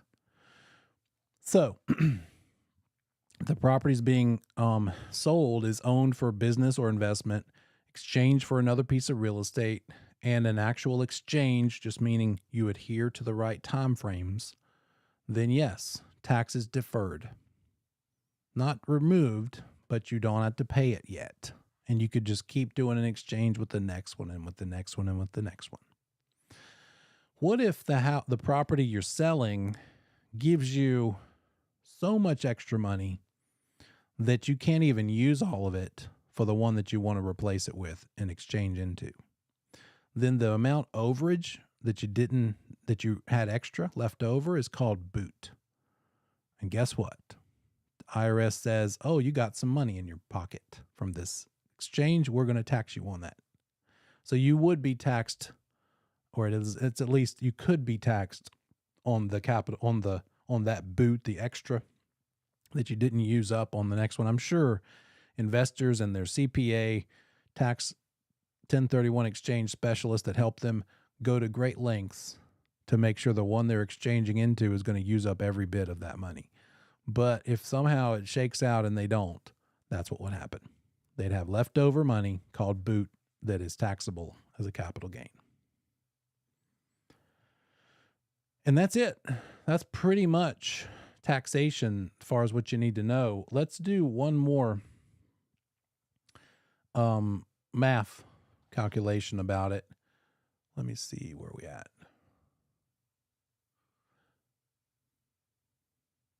So the question is, if I wanted to sell my house and buy a larger home with all the money I get, I wouldn't have to pay taxes.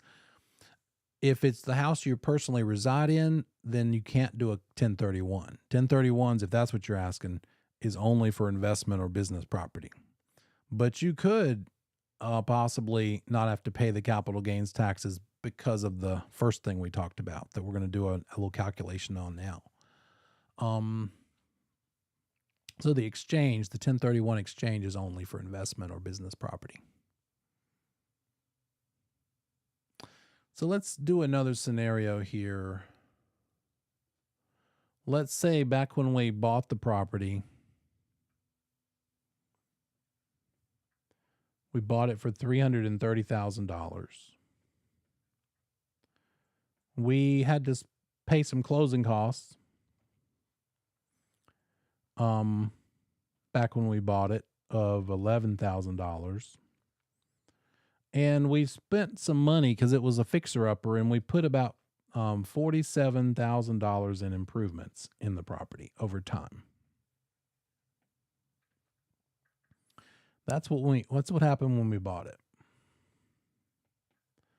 When we sold it, fast forward, we sold it for $947,000.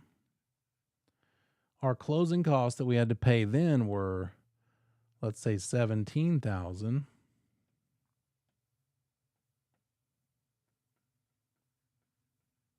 And that brokerage commission came out to about $28,000.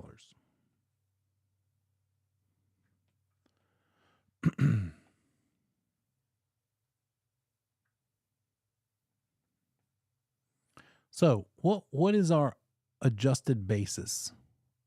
This is not exactly how they're going to ask you on the question. It's going to be a paragraph, and you're going to have to pick out these numbers from the paragraph.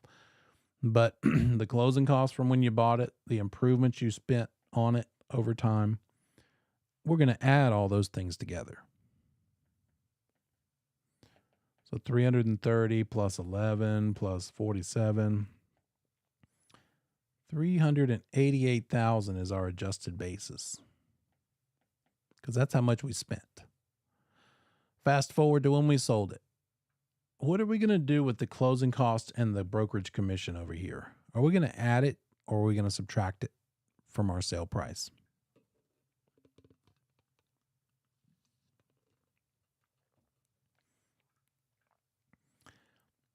You got it. I'm going to say 947 minus 17 minus 28 is an amount realized of $902,000. Not 947, because we had to pay some expenses. So what is the next thing we do? We've got our amount, our adjusted basis, and our amount realized. Next step, subtract. 902 minus 388 means a gain of 514.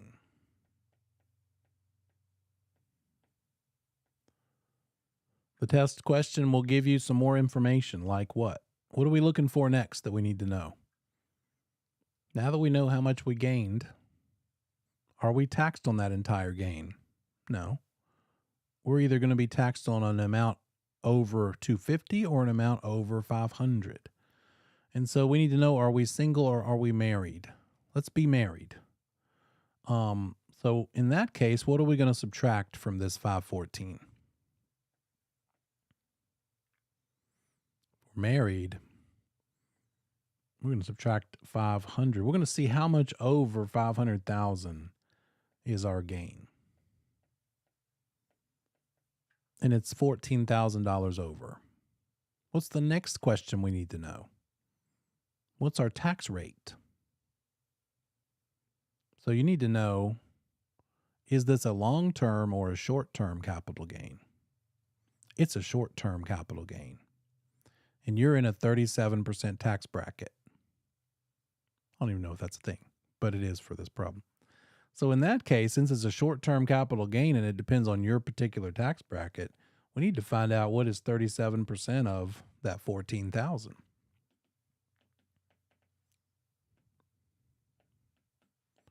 And it's 5180. What if I told you that it is a short-term capital gain because you've only lived there 11 months and 3 weeks?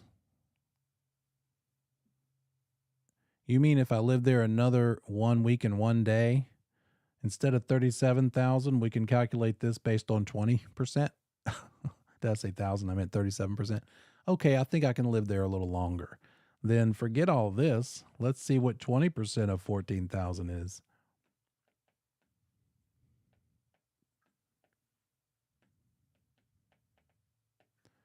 Oh yeah, I'd rather pay $2,800 than I would rather than $5,180. So let's live there a little longer, so we can be a long-term capital gain tax rate benefitter. And that's just the max. The most it could be is 20. It might be less than that.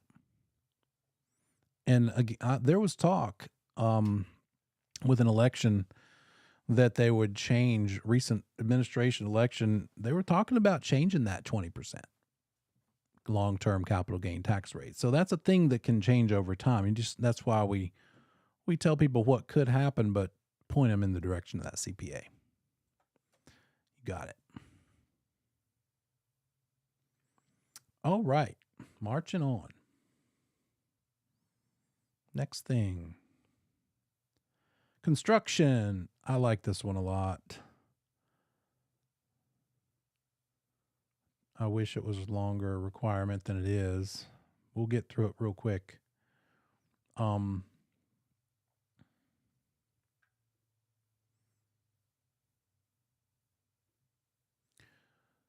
Remember the Relink book? Don't forget this is a great time to pull that back out. To strategize your study time because you don't have much left. So don't forget this Relink book. I believe on page 16 and 17, you've got this chart. Here it is. Notice this. We're in this section right now between what we studied in the first week, syllabus 1, basic concepts, plus insurance that we talked about, I guess, yesterday. And then in construction, what we're about to talk about, and investment, which we're also going to talk about, all 4 of those chapters combined account for only 3 total questions on the PSI. So don't spend a million years on these chapters, right? Try to identify. I'm going to try to give you what the syllabus says out of these chapters, all the more important. And we're going for what we think they're probably going to ask you. And I'll give you that stuff as we go along, as I have been. And so just don't forget, as you go down through here, start on the big ticket items first. Make sure you're good on brokerage because that's 21 questions on the PSI. And I don't think it's a direct one-for-one comparison, but the class exam is probably pretty darn similar. There's going to be more brokerage questions than there are land use control questions, most likely. He tries to emulate that. Contract law, 13 on the national portion. Finance, 12 on the national portion. And then license law and commission rules, 10 out of the 40 on the state are license law and commission rule. The other state questions, the other 30, are coming from North Carolina specific issues about probably the whole joint tenancy thing, how that's not used in North Carolina that much. That might fall under it. How we deal with agency and contracts here. Due diligence money is not universal. It's not across the whole country. Some states do it, some states don't. So anything about due diligence money, it's going to be a North Carolina portion of the test. So revisit that and consider that in your study time. Construction, obviously, you might have one question from it, but there was only, 3 total? And so you might not have any questions from it. But let's try to get through this and cover what we think might be your best bet for questions you'll see. We're going to look at the style of construction, the components, the building codes, HUD standards, and what it means for a contractor to be licensed. So number 1 question, why is wood framing the most popular kind of framing in North Carolina? Wood framing by far on the residential side is pretty darn popular because it's flexible, it's cheaper, it's easier to insulate, it takes less time to build. Compared to what? Compared to metal. A lot of commercial buildings use metal studs instead of wood studs. They have to screw things and bolt things together. With wood construction, it's nails and nail guns, and it goes really fast. And that's probably why we do it that way. You see these houses a lot, don't you? You probably drive by them every time you go to the store. Classic 1-story ranch, not ranch because there's cows, but it's just called a rancher or a ranch style because it's a 1-story. It's these dormer windows with these jut outs up here are fake. A lot of times they're completely fake. It's just attic space up there. There's no livable area. And just because there's a window doesn't mean there's a room that you can live in that's a finished heated living area space. Then we've got something that obviously has a steeper roof pitch, and it does have those jut out windows, and it probably does have livable space. And that's called a 1.5 story. A very common style of 1.5 story is a Cape Cod. Upstairs is probably 1 or 2 bedrooms and a bathroom, but not a whole lot of extra stuff. Most of everything is on the lower level. Then you've got split levels like I live in. You go into the main portion and it's a family room and a kitchen. And in order to get to the bedrooms, you got to go up 5 or 6 stairs. In order to get to the lower level and the garage, you go down maybe 5 or 10 stairs, and maybe there's another bedroom down there. But some of that space down here, look here, is below the dirt, below grade. And so when you're measuring it and reporting that in your listing, you've got to say this lower space of square footage is below grade. It's heated, living area probably, but some of it is even just a little bit below the dirt. If you could be a ghost and walk through the walls, your feet would be under the ground right there, right? So it's below grade to some small amount, and you have to disclose that as such. So split level would be that one. In this case, it's a tri-level because there's 3 levels. Split level could be 2 as well. 2-story, classic 2-story, cheaper to build than a 1-story because you've got 1,000 square feet down here and 1,000 square feet up here, and you only need enough roof to cover 1,000 feet because they're stacked. Compared to a roof over a ranch, it's all sprawled out because the ranch is sprawled out. Very traditional look in this house. And then you've got a 2-story again, but something we don't see much around here.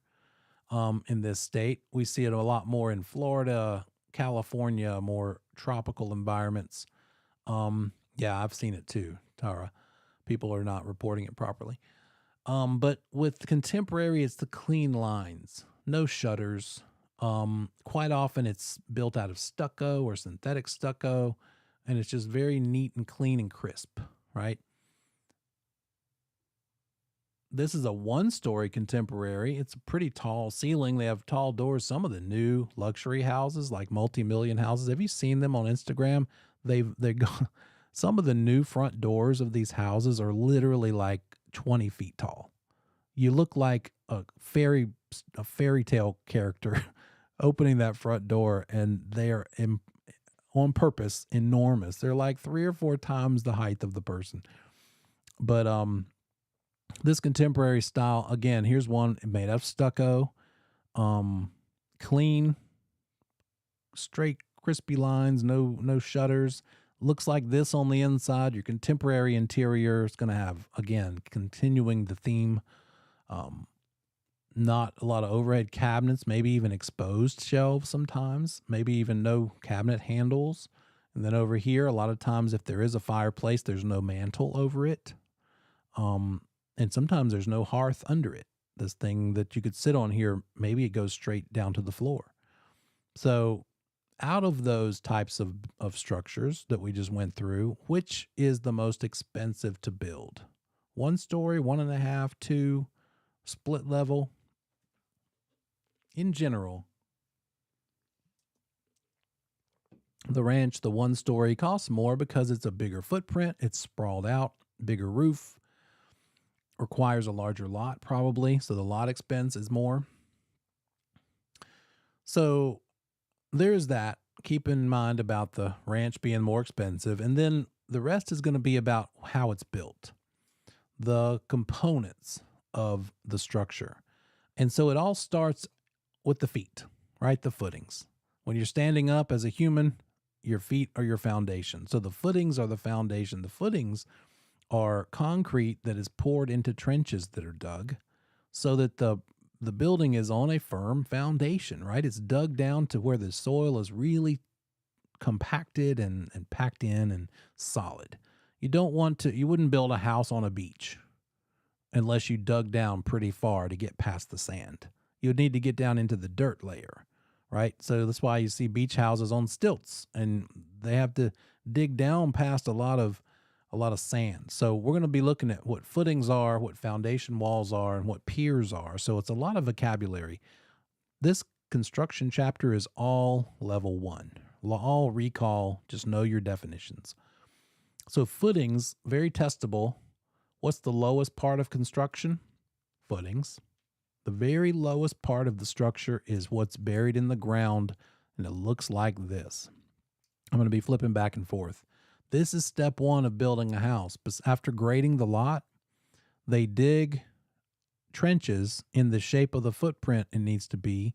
They build these wood forms so that they can pour the concrete and it will hold its shape while it dries. And then the next step after that concrete dries, they've put these metal bars in it, by the way, to help keep it from cracking, make it more durable. And the bars are also laid into the concrete as well as sticking up out of it. That's called rebar. But once the concrete's dry, they're going to take that wood off. And it's just going to be those squares of concrete, that long footprint all the way around. And that's the footing. How deep do they dig to pour the footing? It depends on where you live. Different parts of the country have different temperatures, right? We don't get snow that much. In Michigan, the building code for how deep they have to dig the footing is probably deeper than ours. I would imagine theirs is 16 or 18 or maybe 24 inches into the dirt that you got to dig in order to pour that concrete footing. In North Carolina, probably 12 or 16. I don't know, but it's less because there is moisture content in the soil, right? Because rain.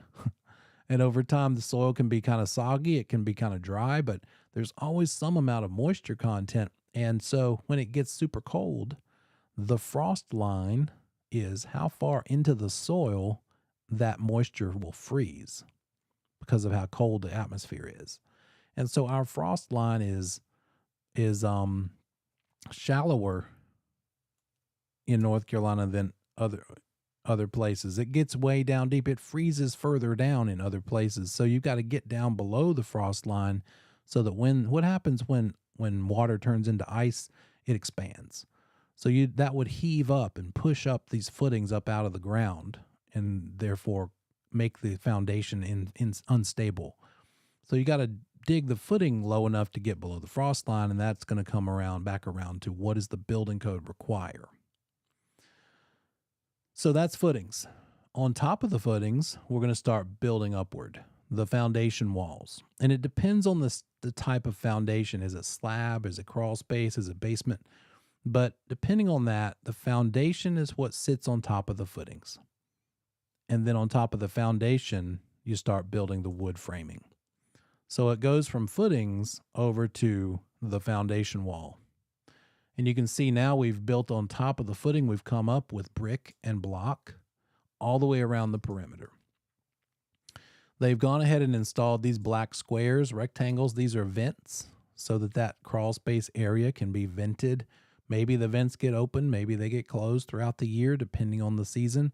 But it's to control moisture content with airflow in that crawl space, because a negative of a crawl space foundation is too much moisture for some reason. As long as you can control the moisture, I like a crawl space better. But I don't want to be up in there with it very much, but I like the flexibility of being able to run cable lines, Cat 5, Cat 6 internet lines. You can do things and run things throughout, add plumbing lines if you need to. A slab, which is basically a concrete floor, costs more because you got to jackhammer up the concrete to repair a plumbing line. You got it. You better believe it. Old houses have that musty smell because of too much moisture content. Now, these little columns in the middle of this space are because the wood framing is going to span from one side of that foundation wall all the way over to the other, and it's too far for the wood to go without sagging. So these columns are called piers, and they are keeping the wood joists, is the right word, from actually sagging in the middle. So there's our foundation wall, there's our piers, and there's our footing. And we'll keep on looking at that when we get back from break, and we'll knock out the rest of these chapters. I'll see you back here in 10.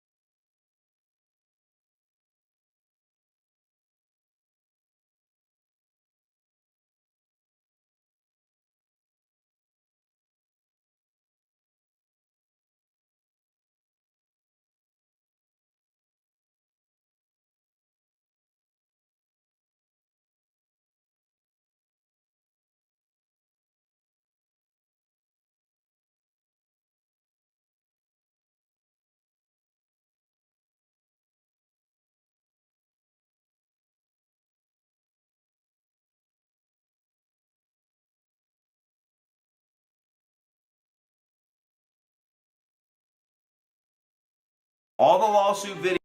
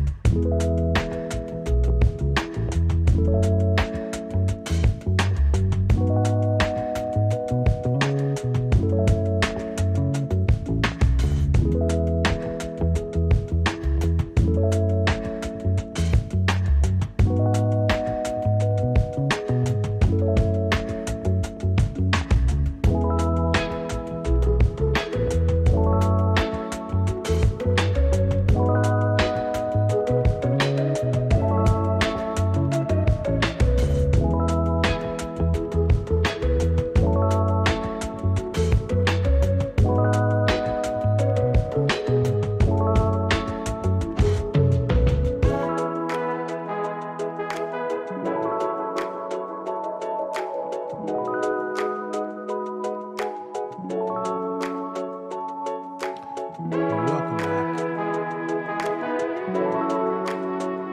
Okay, let's keep talking about this construction topic. When we think about what a property is built on, the foundations, we talked about it a second ago, a crawl space, a slab, or a basement foundation. A crawl space and a basement are pretty much the same thing. The only real difference is how high they are. How much can you stand in it, or do you have to crawl in it? There is room between the dirt or the ground and the bottom of the floor. So over here in the crawl space, you've got dirt covered by plastic. It's called a vapor barrier. It keeps the moisture in the soil from evaporating up into the air and then getting absorbed by the wood, which if there's excessive moisture in the soil and moisture content in the air, it can be absorbed by the wood and lead to mold and rot. So it's good to keep the airspace as dry as possible. But that's the crawl space. I don't want to be under there too much. This one doesn't look too bad. I think that's a duct, maybe some sort of a duct work for the AC system. But this is a crawl space that looks like it should have insulation. They don't have insulation in the floor right here in between these floor joists. But over here, it's a basement. They've got bicycles in the corner. You can walk through it without lowering your head. And they've poured cement on the floor. It's a floating slab basement, meaning the foundation walls are on the footings, but then they poured the slab in between them later. And there's therefore a bit of a crack in the very corner here off to the side. You can't see my mouse that I'm moving, or on this side. And that could, over time, deteriorate and allow bugs like termites to come up through there and eventually make their way to the wood, much more likely in a crawl space than in a basement, but it still can happen. So the difference between a crawl space and a basement, the standing room. Or you could have a slab foundation. And so with this, they've dug for the footing, and they've poured the footing and let it overflow all the way across the entire surface. So that whole thing is what's called darn, I just forgot my word. But the main thing you need to know is, monolithic slab. That's what it is, because it's the footing plus the slab. But it's not always that. But anytime the slab instead of a crawl space is what we're dealing with, it's a slab foundation. Let me show you a couple things as examples. This is a guy that I ran across several years ago, and his YouTube channel is called The Crazy Framer. And he builds these houses, I think in Canada, at the time by himself. That's what was crazy about him. He has made like a big, long 2x6 board, put a little middle support there, and watch what he's doing. This thing he's carrying is called a roof truss by himself. And it's essentially, what is that, like 5 boards all nailed together? That's going to be put on top, and then they'll put the roof on top, the shingles on top of that once they finish putting all these trusses here. But this guy was framing all by himself. And this is up in the area where it snows. Here's another video later on. And he does all this stuff. He puts a GoPro. I guess he hired some help on this one.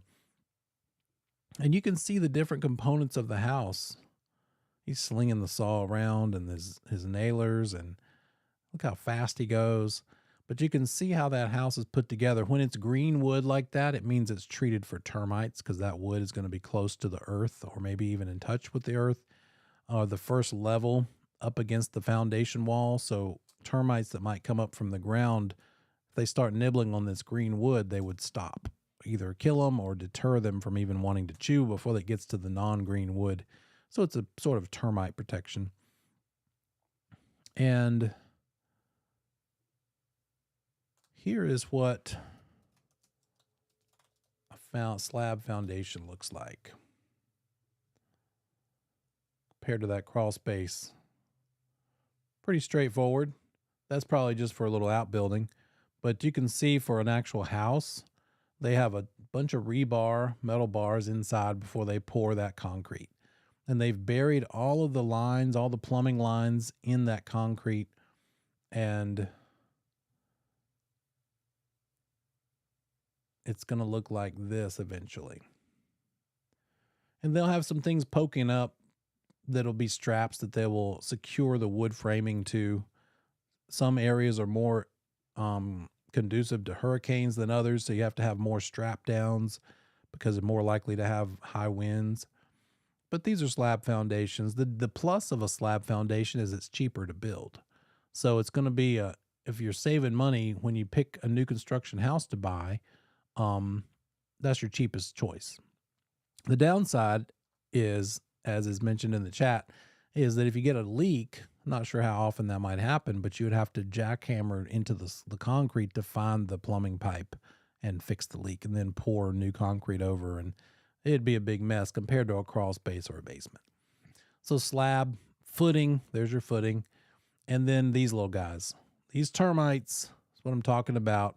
In new construction, it's required that the builder provides a 1-year termite treatment. A spray or some sort of a way to deter termites for at least the first year.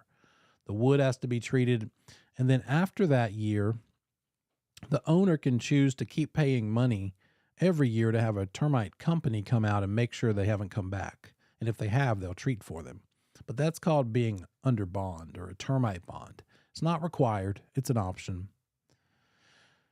Termites are pretty common, and just like in Florida, they have them quite a bit too.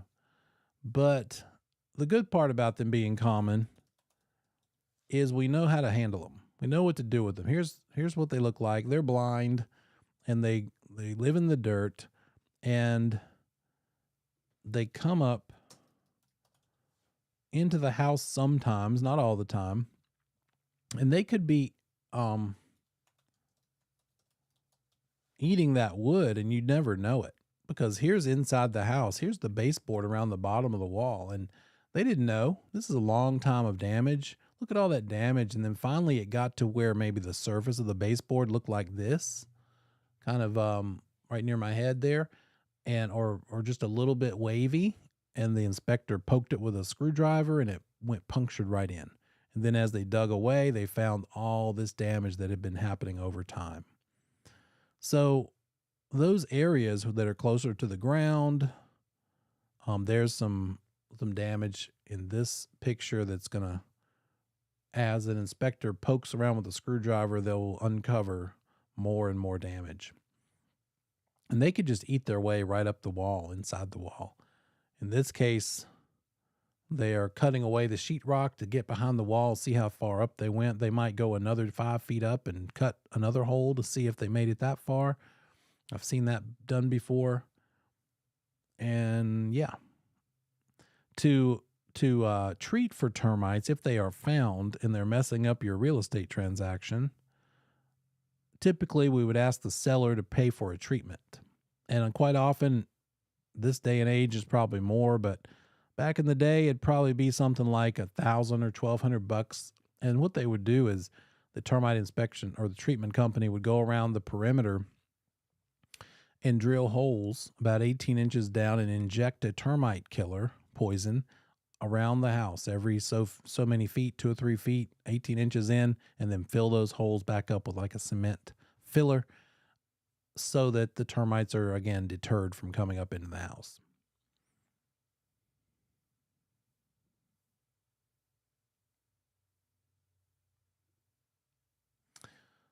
So what's next? The type of framing. Now that we have a foundation and the foundation walls, the first thing is to frame the floor. So the floor framing, and then there's wall framing, and then there's roof framing. The wood parts, right?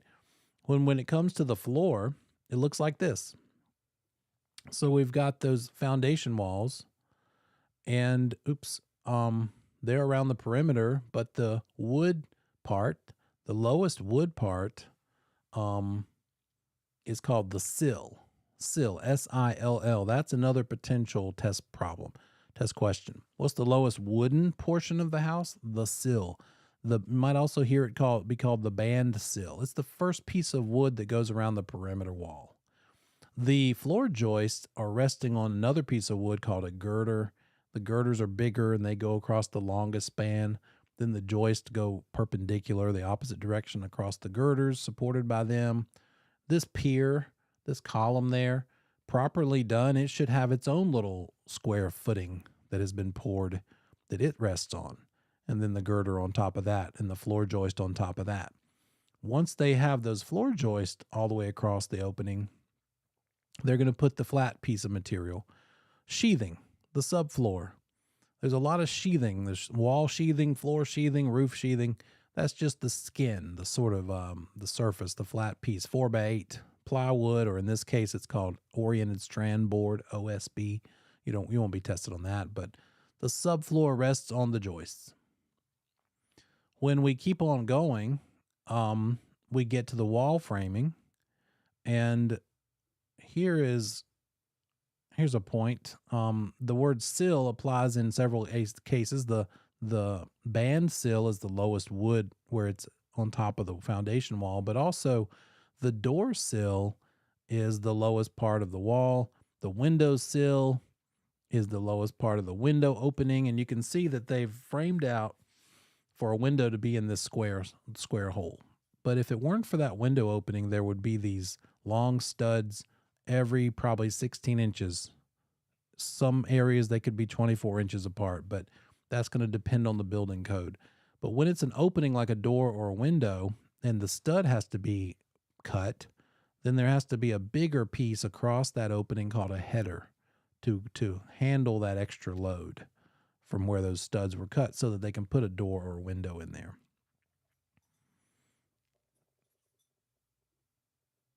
Platform framing, there's that header, there's the stud, and there's different kinds of framing. So the wall framing like that, platform, and then we've got post and beam. If it's a big open space like this, you don't want columns or walls. You want that nice open airy feeling. So post and beam framing allows for that. And you can have longer spans and wider, bigger interior areas. Another testable thing, what's the topmost, highest part of the framing of the house? The very peak of the roof is created by the ridge board. If you've ever watched professional roofers, people who do shingles for a living, it is impressive. It is almost acrobatic. They're walking right along that ridge board on top of that roof, getting that framing done. And there's one of them.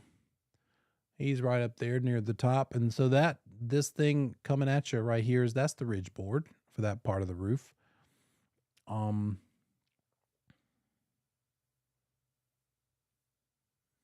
Here's another one jutting out at the end there. So that's the top part of the roof. The topmost part of the house is the ridge board.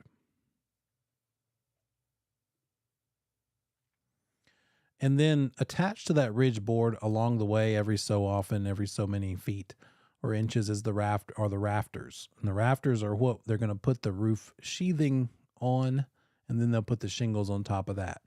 The bottommost part of this roof framing is the ceiling joist that they're going to attach the ceiling underneath. So when you look up in the room you're in, you see on that ceiling, it's nailed or screwed into these ceiling joists all along the way. Highest part of construction is the ridge board. Lowest part of construction is the sill. The eave is this is the cross section of where the roof meets the wall. And so this vertical piece that the gutter attaches to is called the fascia. And then the thing that you see when you stand beside your house and look up, that's probably got a vent in it, among other things, is called the soffit. And then the board right here up against the house is called the frieze board.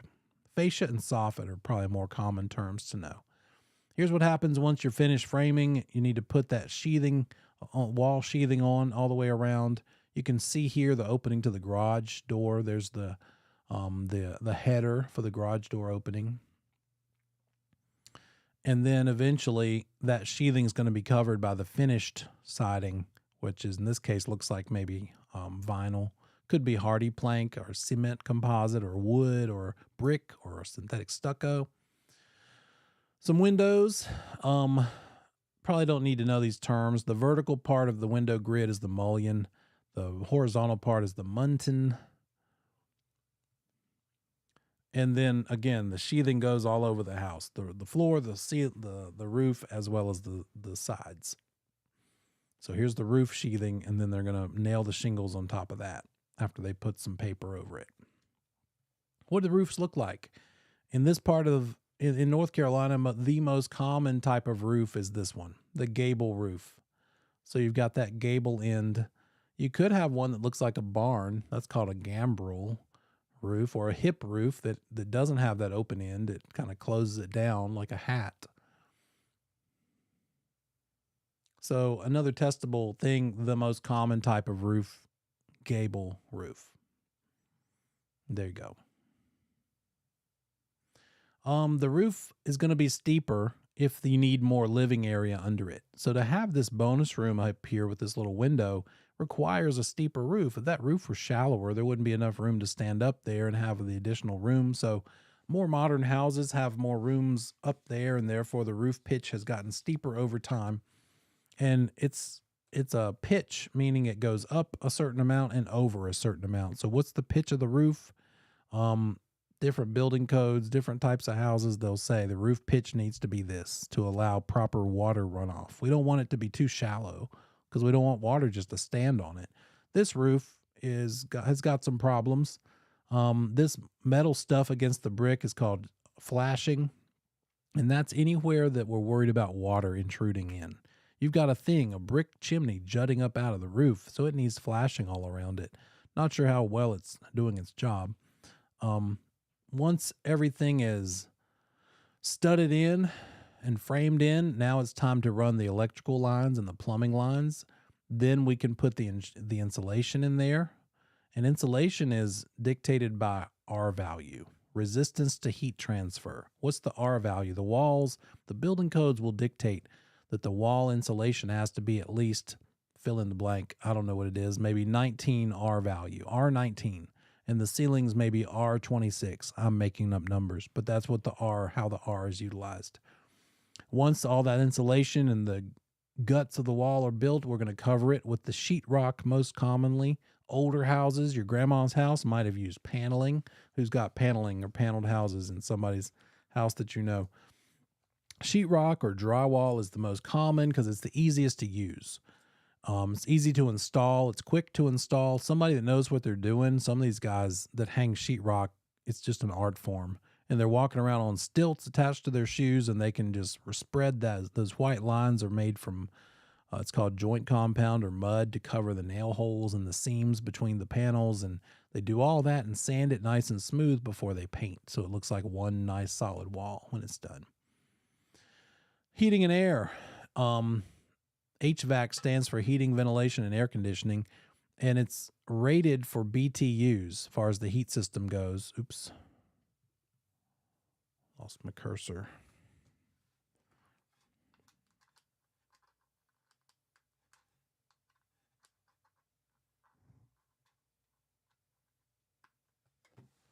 There we go.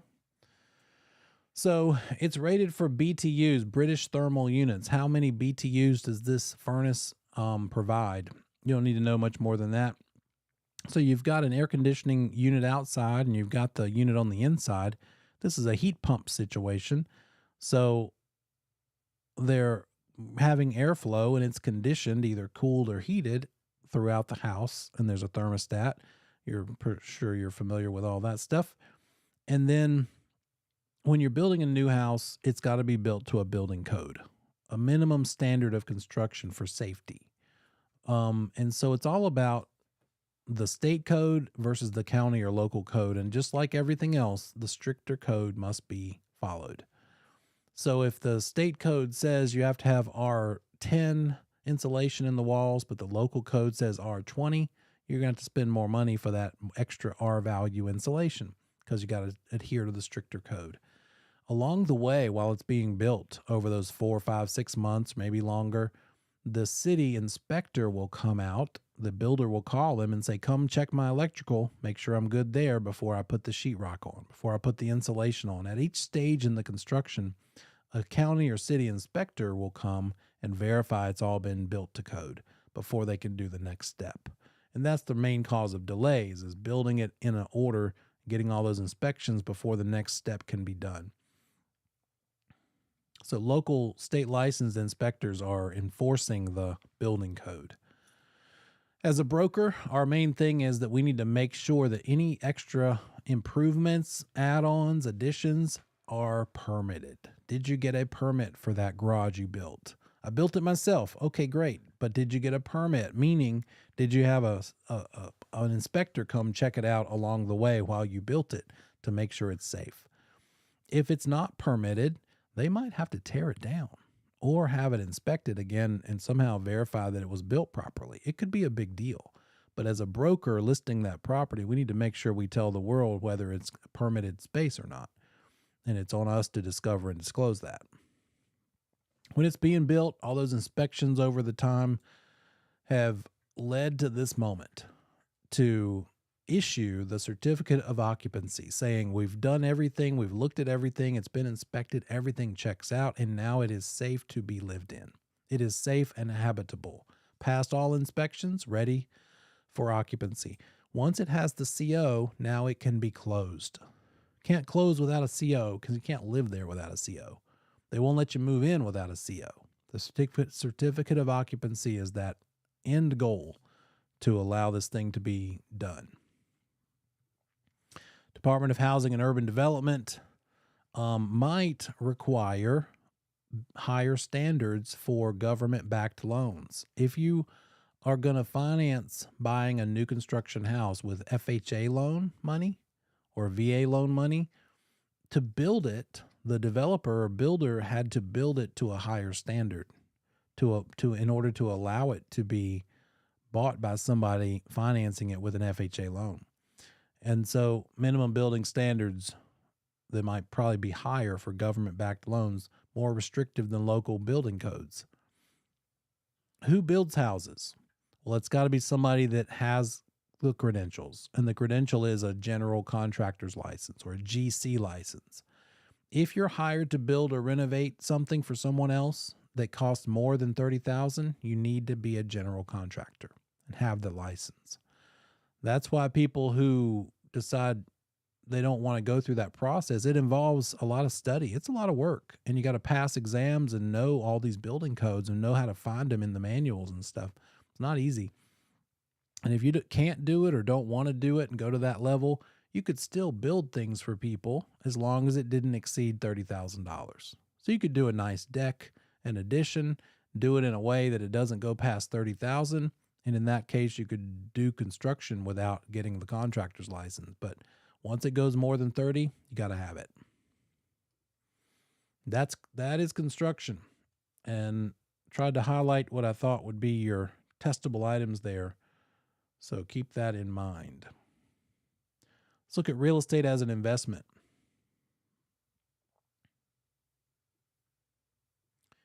Here we are.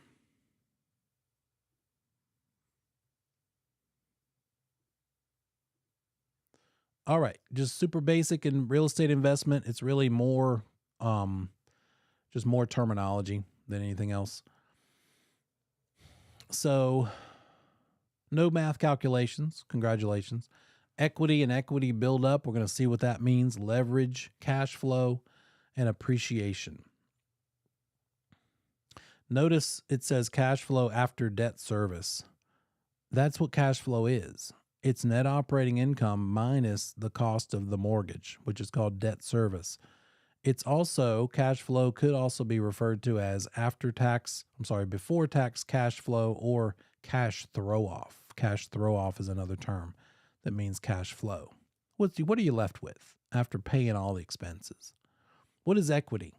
We learned that back in finance. Equity is what the owner has in it over and above what they owe. When they pay off the loan, what's left? The equity. So it's all about what do you owe as a loan amount. And so building up that equity is called equity buildup. Brilliant, right? That portion of the loan payment directed toward principal rather than interest. So as you're making your payment, remember that house payment is divided up. It's the same every month, still $1,500 a month, but what portion of that 15 is going toward paying the interest to the lender versus bringing your principal and loan amount down? That's equity buildup. As you make your house payment and pay toward the principal loan amount and lower that, your equity is increasing because it's more of your money in the property. So how do we build up equity? By paying your loan down and by the property just naturally appreciating, because that's what real estate does. Over a long enough time, it tends to appreciate. All of that adds to your equity. Plus, building improvements, adding things, making things nicer, upgrading the kitchen, all that stuff increases the value. Appreciation, therefore, increases your equity. What's the word leverage mean? Leverage is like you could pick up that big heavy rock, or you could use a long stick and something to lever it against the stick, like a piece of brick or something, and that leverage helps you lift the heavy load. So leverage helps you lift a heavy financial load. What is leverage? Borrowing money from somebody. You can't buy it without borrowing from someone else because you don't have the money. Leverage is using other people's money or leveraging other people's money to let you be able to buy something. Maybe you can buy it for cash because you have the cash, but you just don't want to use all your cash. Well, leverage will let you do that. You can use some of your cash, but then use other people's money because you're borrowing. So that's what leverage is about. If you have $100,000, should you buy one property all in cash for $100,000 and cash flow $1,000 per month, or use only half of it as a down payment on two separate properties and finance the other half and collect cash flow on two properties? You're going to grow faster with leverage, right? Cash flow, again, brings back that given formula. Go from gross income, subtract out the vacancy, subtract out the expenses, subtract out the debt service, and that's how we get to cash flow.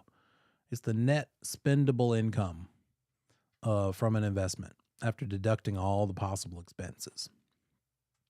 And so cash flow, or cash flow after debt service, that's it. That's what you're left with. Before tax cash flow or cash throw off, just more terms. Appreciation, we can remember it by A for the word add. It's increasing the worth of the property because of economic causes. Appreciation can be faster in a market like we're in because buyers are willing to pay more for houses. So houses are just appreciating faster because they're all limited supply. There's fewer of them, so buyers are paying more to get the few that there are. And so it helps you. Even though you don't even want to sell this year, all your neighbors who sold helped your appreciation go up because your value, as we learned in 17, depends on their value. The value of yours depends on the ones near you that sold recently. So great. You're happy not selling, just sitting there living, doing your thing, while the four people around you in the neighborhood that sold for X amount more lifted your value. Now, all that could go the other way too. Sometime down the road, maybe there's more property for sale than there are buyers to buy it, and we're now becomes a buyer's market. In that case, you could be minding your own business and your value goes down. So that sort of thing can go up or down. Appreciation could be good or bad. And it might be permanent, it might be temporary. Appreciation, if you'll notice, is the opposite of depreciation. We looked at depreciation when we were looking at the cost approach. So it's really just about definitions. And again, it's lumped in with 3 or 4 other chapters. So may not even have a question on that topic because it's going to be in there with some other stuff. Okay. Let's see.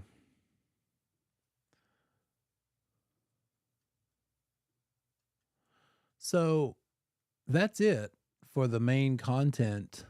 We're going to revisit license law and commission rule because we want to talk about timeshares and we also want to talk about trust accounts. But hopefully you've been reading through this. And at this point, between now and next Wednesday, go ahead and take those practice final exams for both the national and the state. On next Wednesday, we're not leaving yet. I'm just giving you an outline here. We're going to spend a lot of time in review. So bring me your questions. We're going to be reviewing everything there is to review. Also, of course, we're still doing that on this coming Saturday, 10 to 12, same Zoom link as you're on now. And we'll spend that time on whatever you want, and we'll go slower because we'll have that luxury. Basic investment. Let me double check. Somebody asked, where is that in the book? It's should be chapter 20. Yeah, it's 20 in the syllabus. Basic investment. I'm not sure what page it is in the book, but I would lead with the syllabus and see what that's asking and then go from there. Let's see, comment section. So we've come a long way. We've started by talking about the definition of a provisional broker, what it takes to why you need a license, doing real estate for someone else for compensation. Thank you, Tara. It's in chapter 12 of the book. What a broker in charge is. Made our way on down through here. We talked about that unicorn called a limited non-resident commercial broker. There's about 300 of those licenses out there in the whole state. That's for somebody doing commercial that doesn't live in North Carolina, either business address or home address, and is doing a deal, a commercial transaction. What do you need to know about that? They can't just come here and just do it by themselves. They have to have somebody making sure they follow our rules. So they've got to be affiliated with a North Carolina broker and be kind of watched over by them. We could do real estate not in our human name, but in the name of a corporation or entity that we set up. And that's called, when we do that and operate in the name of an entity, we still need a real estate license for the entity. Because why? You need a real estate license for doing real estate for another person for compensation. So if your entity is doing that, then the entity needs a firm license. So that's what this is about. You need a firm real estate license if you're acting in the name of an entity. And to set up that firm license, it needs to be someone called a qualifying broker. So you would say, I want to set up a firm. Okay, let me contact the Secretary of State of North Carolina, go to their website, do a name search to make sure the name I want to use is not already being used, fill out the form, and pay the money. Probably a couple $100, maybe 150. And eventually, over a course of a couple of days, unless you pay the fee to do it faster, they will give you approval. And they'll say, yep, you are now an LLC, a limited liability company, or an LLP partnership, or a subchapter S or a C corporation, whatever you chose to form. They'll say it's now formed. Who is the president? Who is the managing partner or the manager? Whatever entity, depends on the terminology there. Once you get a Secretary of State identification number from doing that, you now go over to the Real Estate Commission website and say, hey, I'm going to operate in the name of this entity now. So please give me a firm license for that entity so it can do real estate for someone else for money. You are setting this up, so you label yourself as the qualifying broker, the QB. The QB is the one who sets up the entity. QB is the one who has to make sure that firm license gets renewed every year, which is another $45 on top of their human license renewal too. I have to pay $245 every year because I have a little LLC that I do real estate through. And that QB or qualifying broker that set up this entity and then got a firm license to be able to do real estate with it had to also name somebody to be a broker in charge, because most of the time a firm license requires a BIC almost all the time. There's one exception, but that means they're going to name somebody. It's probably going to be themselves. They'll be both the qualifying broker and the broker in charge, as I am. Or if you had a partner and you wanted to make the partner the BIC and you're the QB, whatever, that's when you tell the real estate commission, yep, here's our firm we want to set up. I'm going to be the QB. I'm going to be the BIC. Make it happen. And now you are. What happens when you've set up a firm and declared yourself a broker in charge? Do you have to know what you're doing as a broker in charge? How do you find out what to do as a broker in charge? What's the training to be a broker in charge?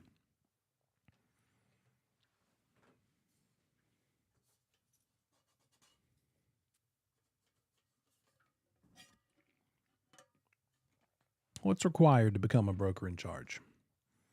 We're digging up some old material here. Yeah, there it is. One of those things is to take a course. It's a 12-hour BIC course. Good question. I'll get to that in just a second, Danielle. The 12-hour broker in charge course is required if you're going to be a broker in charge. And it depends on when you establish yourself as a BIC or accept a job as a BIC as to when you have to take that course. So in my case, I started the firm, declared myself BIC, and when you declare yourself a broker in charge of something, then you have 120 days to complete that 12-hour course. It's not hard. Costs like $110. You do it online with the real estate commission. You can't take it from Go School or any other school. We're not allowed to do it. The commission offers it. And you sit there by yourself like you're doing now, except not even with me yapping at you. It's all by yourself, hitting the play button and reading stuff. Self-directed, 12 hours. Then you get your BIC, and there are probably some quizzes and stuff, but you're going to get it. So it's 120 days after declaring yourself BIC. Or you could go ahead and take the class, the 12-hour class. Once you take the class, you have an entire year to declare yourself BIC or BIC eligible. So if you know you're going to do it later, you could go ahead and take the class and have a whole year to do it. Why did I just say the word eligible? Because you could declare yourself as broker in charge, or you could say, I don't want to be the broker in charge right now, but I just want to be ready to be it if I have to. If my current BIC needs me to tag in because they want to take a break and go on vacation for a month, or worse, they forget to do their continuing education, and so they're going to go inactive, and therefore they're going to lose their license. They want to have somebody to hand it off to. That's a real story, that not for me, but it happens every year. So you could arrange and align yourself with this thing called BIC eligibility. And it's a status that means you can be a BIC just by filling out an online form with the real estate commission. And boom, you're BIC. To get there requires the same thing as becoming a BIC. Got to take the 12-hour course, and you got to have the experience requirement. What's the experience requirement to become a BIC or BIC eligible?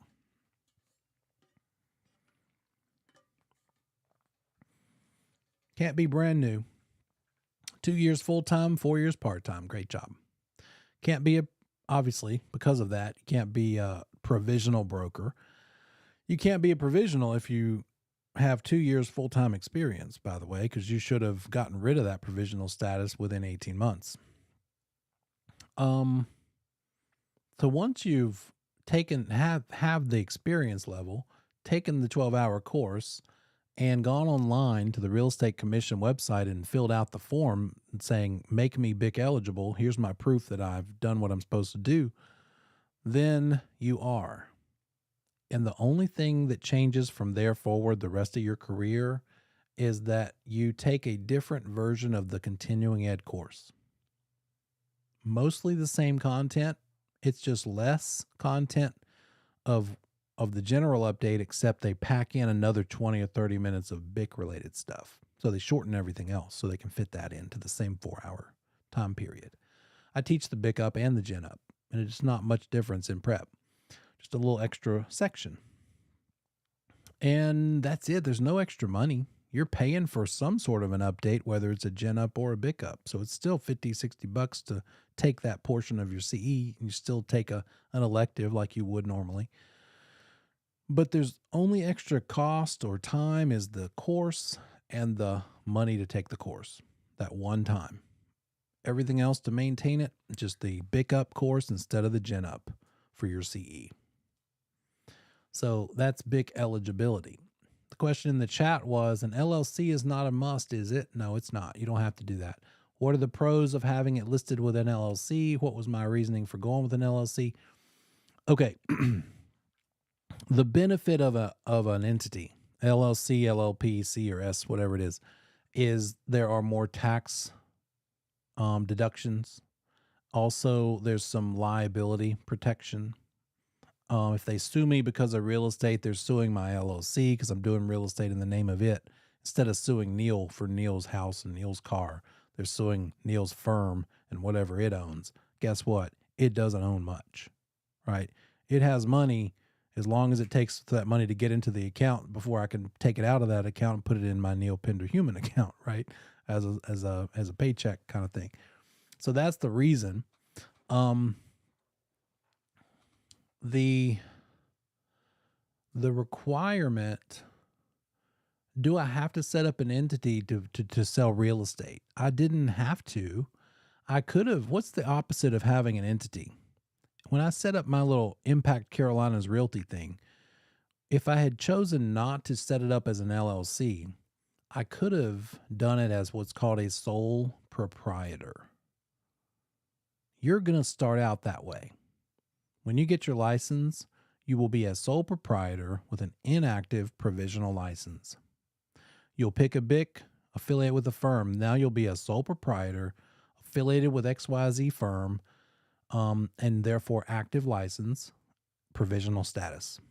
And over the next 18 months, hopefully sooner than later, you'll take 3 30-hour courses and lift your provisional status. Now you'll be a sole proprietor, affiliated with ABC with an active license, non-provisional or full broker, still sole proprietor. That's just the default status.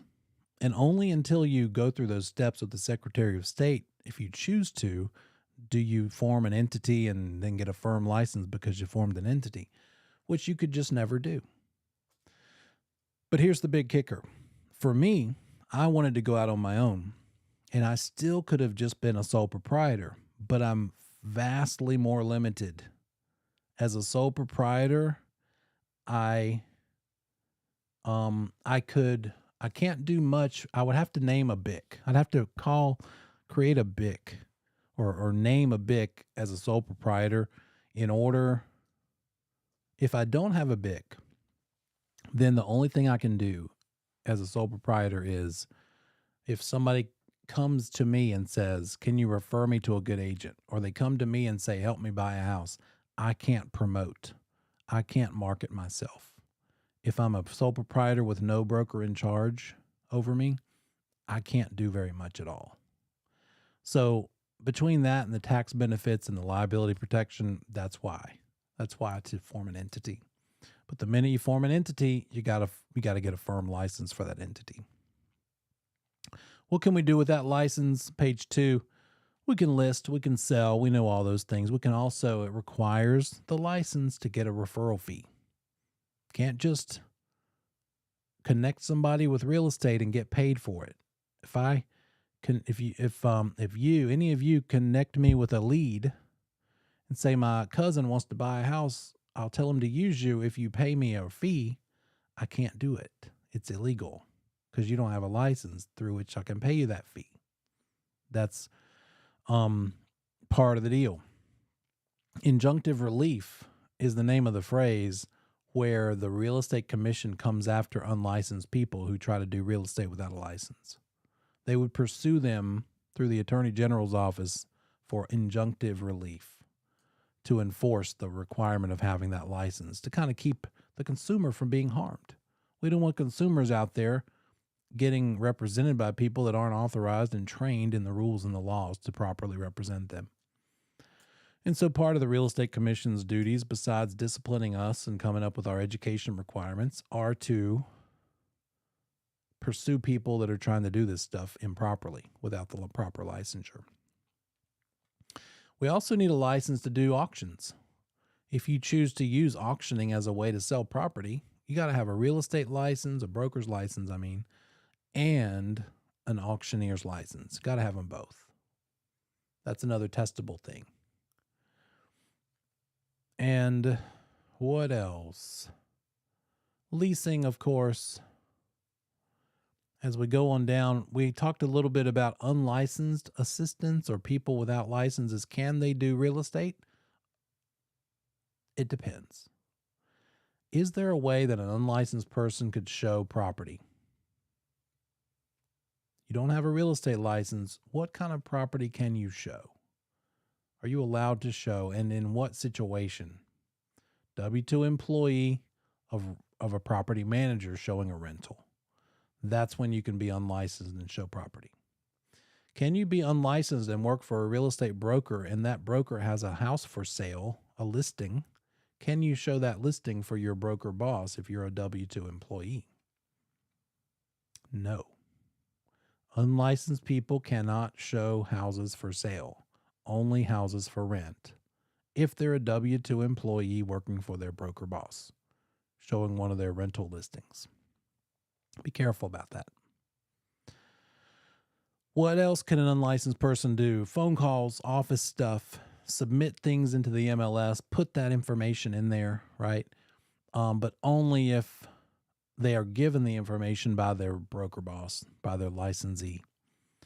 They can be a courier. They can deliver signs and lock boxes. They can order and supervise minor repairs, not major ones, at the direction of their licensee boss. Provide factual information. What does that mean?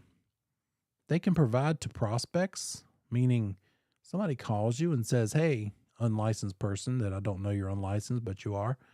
Tell me about 123 ABC Street. Apparently you guys have it listed. And you're like, yeah, we do. What do you want to know? How many square feet? 2316. How much are they asking? 245,000. How many acres? 3. Will they take 230,000? Sorry, can't answer that. Let me let you talk to my boss. You with me?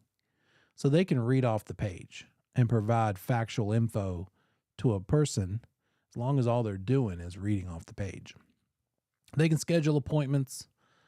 They can communicate to coordinate appointments. They can show rentals. We knew that. And they can type up offers and leases and contracts as long as it's a pre-printed form. They're filling in the blanks and they're doing it for their licensee boss. They can't do it and then present it to the client themselves. An unlicensed person can do it to save you time. You're their broker or licensee boss. And now you take it from them and then you present it to your client and explain it. They can't do that part. They can even handle the trust account. That's boring, routine kind of task work. But as long as the BIC supervises it, checks in, makes sure it's being done right, they can delegate it to an unlicensed person. Frequently, it's handled by the office administrator. The BIC lets the office admin cover it. handle those deposits, handle the reconciling of the account, balancing the account, making sure it's got enough money, not too much money. What's the most of your own firm money that you can put in a trust account to handle the fees? What's the maximum you can put in there to handle those potential fees? $100. That's just the most. Doesn't mean you should put 100 in there, because you want to be careful that you don't, if it's an interest-bearing trust account that's accumulating interest because of the money that's in there, and if you already have $100 in there and you got 18 cents of interest for next month, you better make sure you pull out some money so that that 18 cents of interest doesn't make you guilty of the C word, which is what? Number one testable word I can think of when it comes to trust accounts is commingling. Don't mix up other people's money with your firm money or your money. So that unlicensed person can do all that, but their BIC is going to want to check in, supervise closely. They can help a licensee gather the documents needed for closing, and they can compute commission checks for licensees affiliated and be a bookkeeper. All of that is stuff that typically that office admin person that you're going to meet when you start interviewing, you'll meet them because they'll be the ones that give you your check. They're cutting the check. That's what it says right here. Cutting commission checks. Those people probably don't have a license. Why?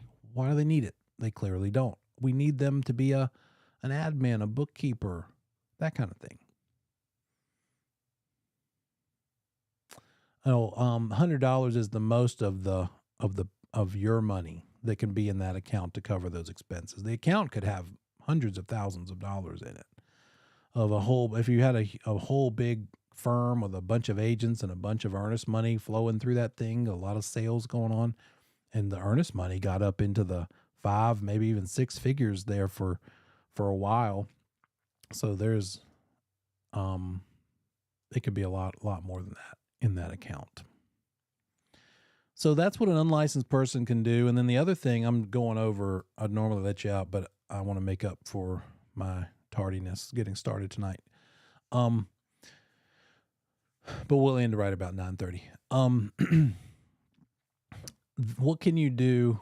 When can you do real estate without a license besides being an unlicensed like assistant? If you are selling it in the name of an entity. When I buy a house, when that lottery winner from Florida, for instance, buys a house, they already got their $7.9 million, $790 million in the name of that entity they set up. They're probably not going to buy a house in their own human name either. When they buy, and once I saw that, I just couldn't help myself. I went into our local MLS because I'm in the dream mode. I'm thinking, what would I do? And I said, show me everything on water in our MLS. And there were like 3 in a row. The top 3 were all $22 million properties. If I buy that $22 million property, it ain't going to be Neil Pender who owns it. The whole world will not see that in the tax record.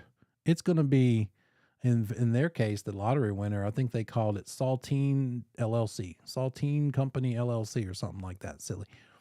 It's going to be that. It's going to be secret, right? So if that entity wants to sell that $22 million property that is owned in the name of the entity, who runs the entity? Me. So if I didn't have a license, I could sell that entity's property without a license, right? I could, and if I were managing that entity for that person, right? The entity is the one who's selling it for themselves. So the exemption is the officers and employees of a corporation of some sort of entity. They don't need a license because they're doing the business in the name of the entity, and that's who owns it. It's basically for sale by owner, and the owner is this entity. It's in the name of this thing, this LLC. If somebody gives you power of attorney to handle their stuff because they don't want to handle the real estate and you don't have a license, they just say, you know what, I don't have time for this. You're taking that class. I know you don't have a license yet, but let me give you power of attorney to sell my property. You can do it because they have made you an attorney in fact on their behalf. You've been given power of attorney. So it's like it's your property because you have authority to represent them, or you have authority to handle their affairs.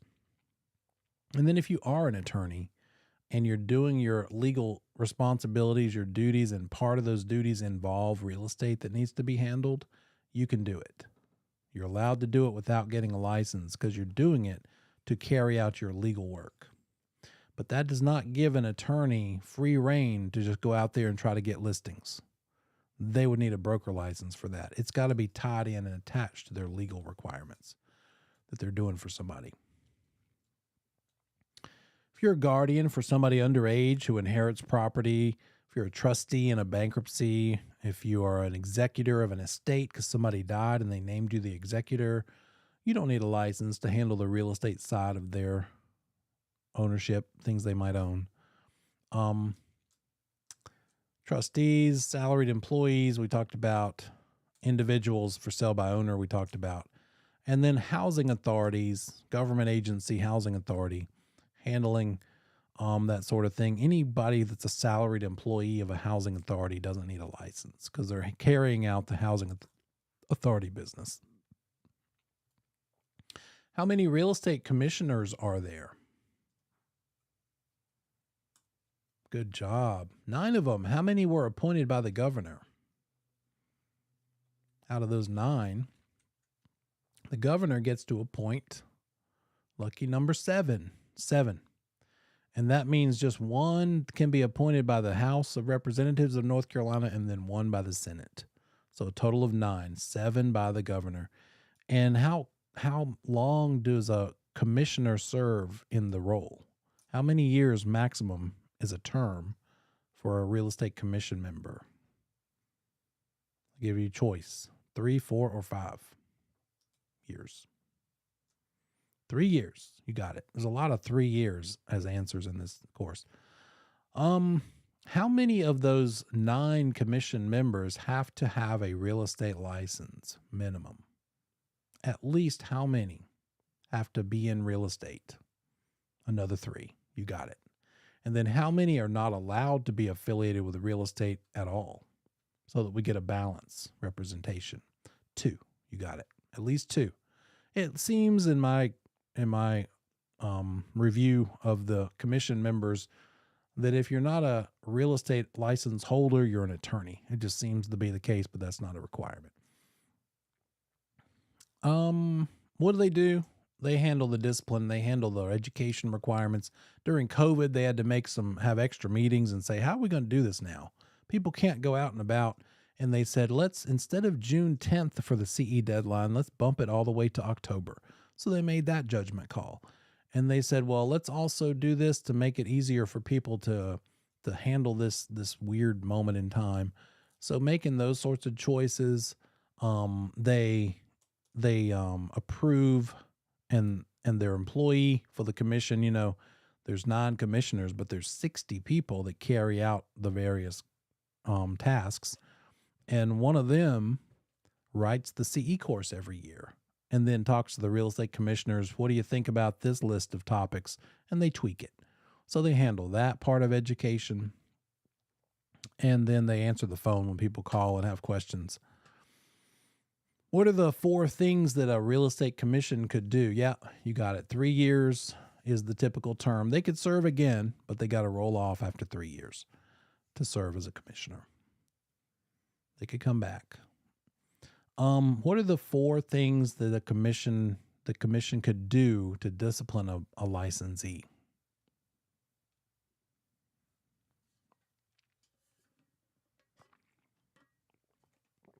Reprimand, revoke, suspend, and the weird one called censure, but they really don't use that too much. And then, they can shame you publicly on Google because it's going to be in the bulletin, which could then be a searchable thing. And then what's the thing they can't do? They won't do to almost any licensee. They never fine us unless we're a very specific kind of licensee called a timeshare developer. That's who can get a fine for violating the Timeshare Act. We'll do more of this next Wednesday. Take the final national and state sections. I'll see whoever shows up on Saturday morning, 10 to 12, we'll do that. And bring your questions. We'll do some nice slow math. Hopefully you're reviewing other videos and making your way through the material. Start with agency and contracts and I just lost my word. Oh, finance and those other bigger double-digit questions type of items. And let me know what I can do to help if you have questions along the way. But otherwise, I'll see you guys Saturday, and then I'll see everybody next Wednesday. And that's our review day. So get after it. Priority time, right? See you soon.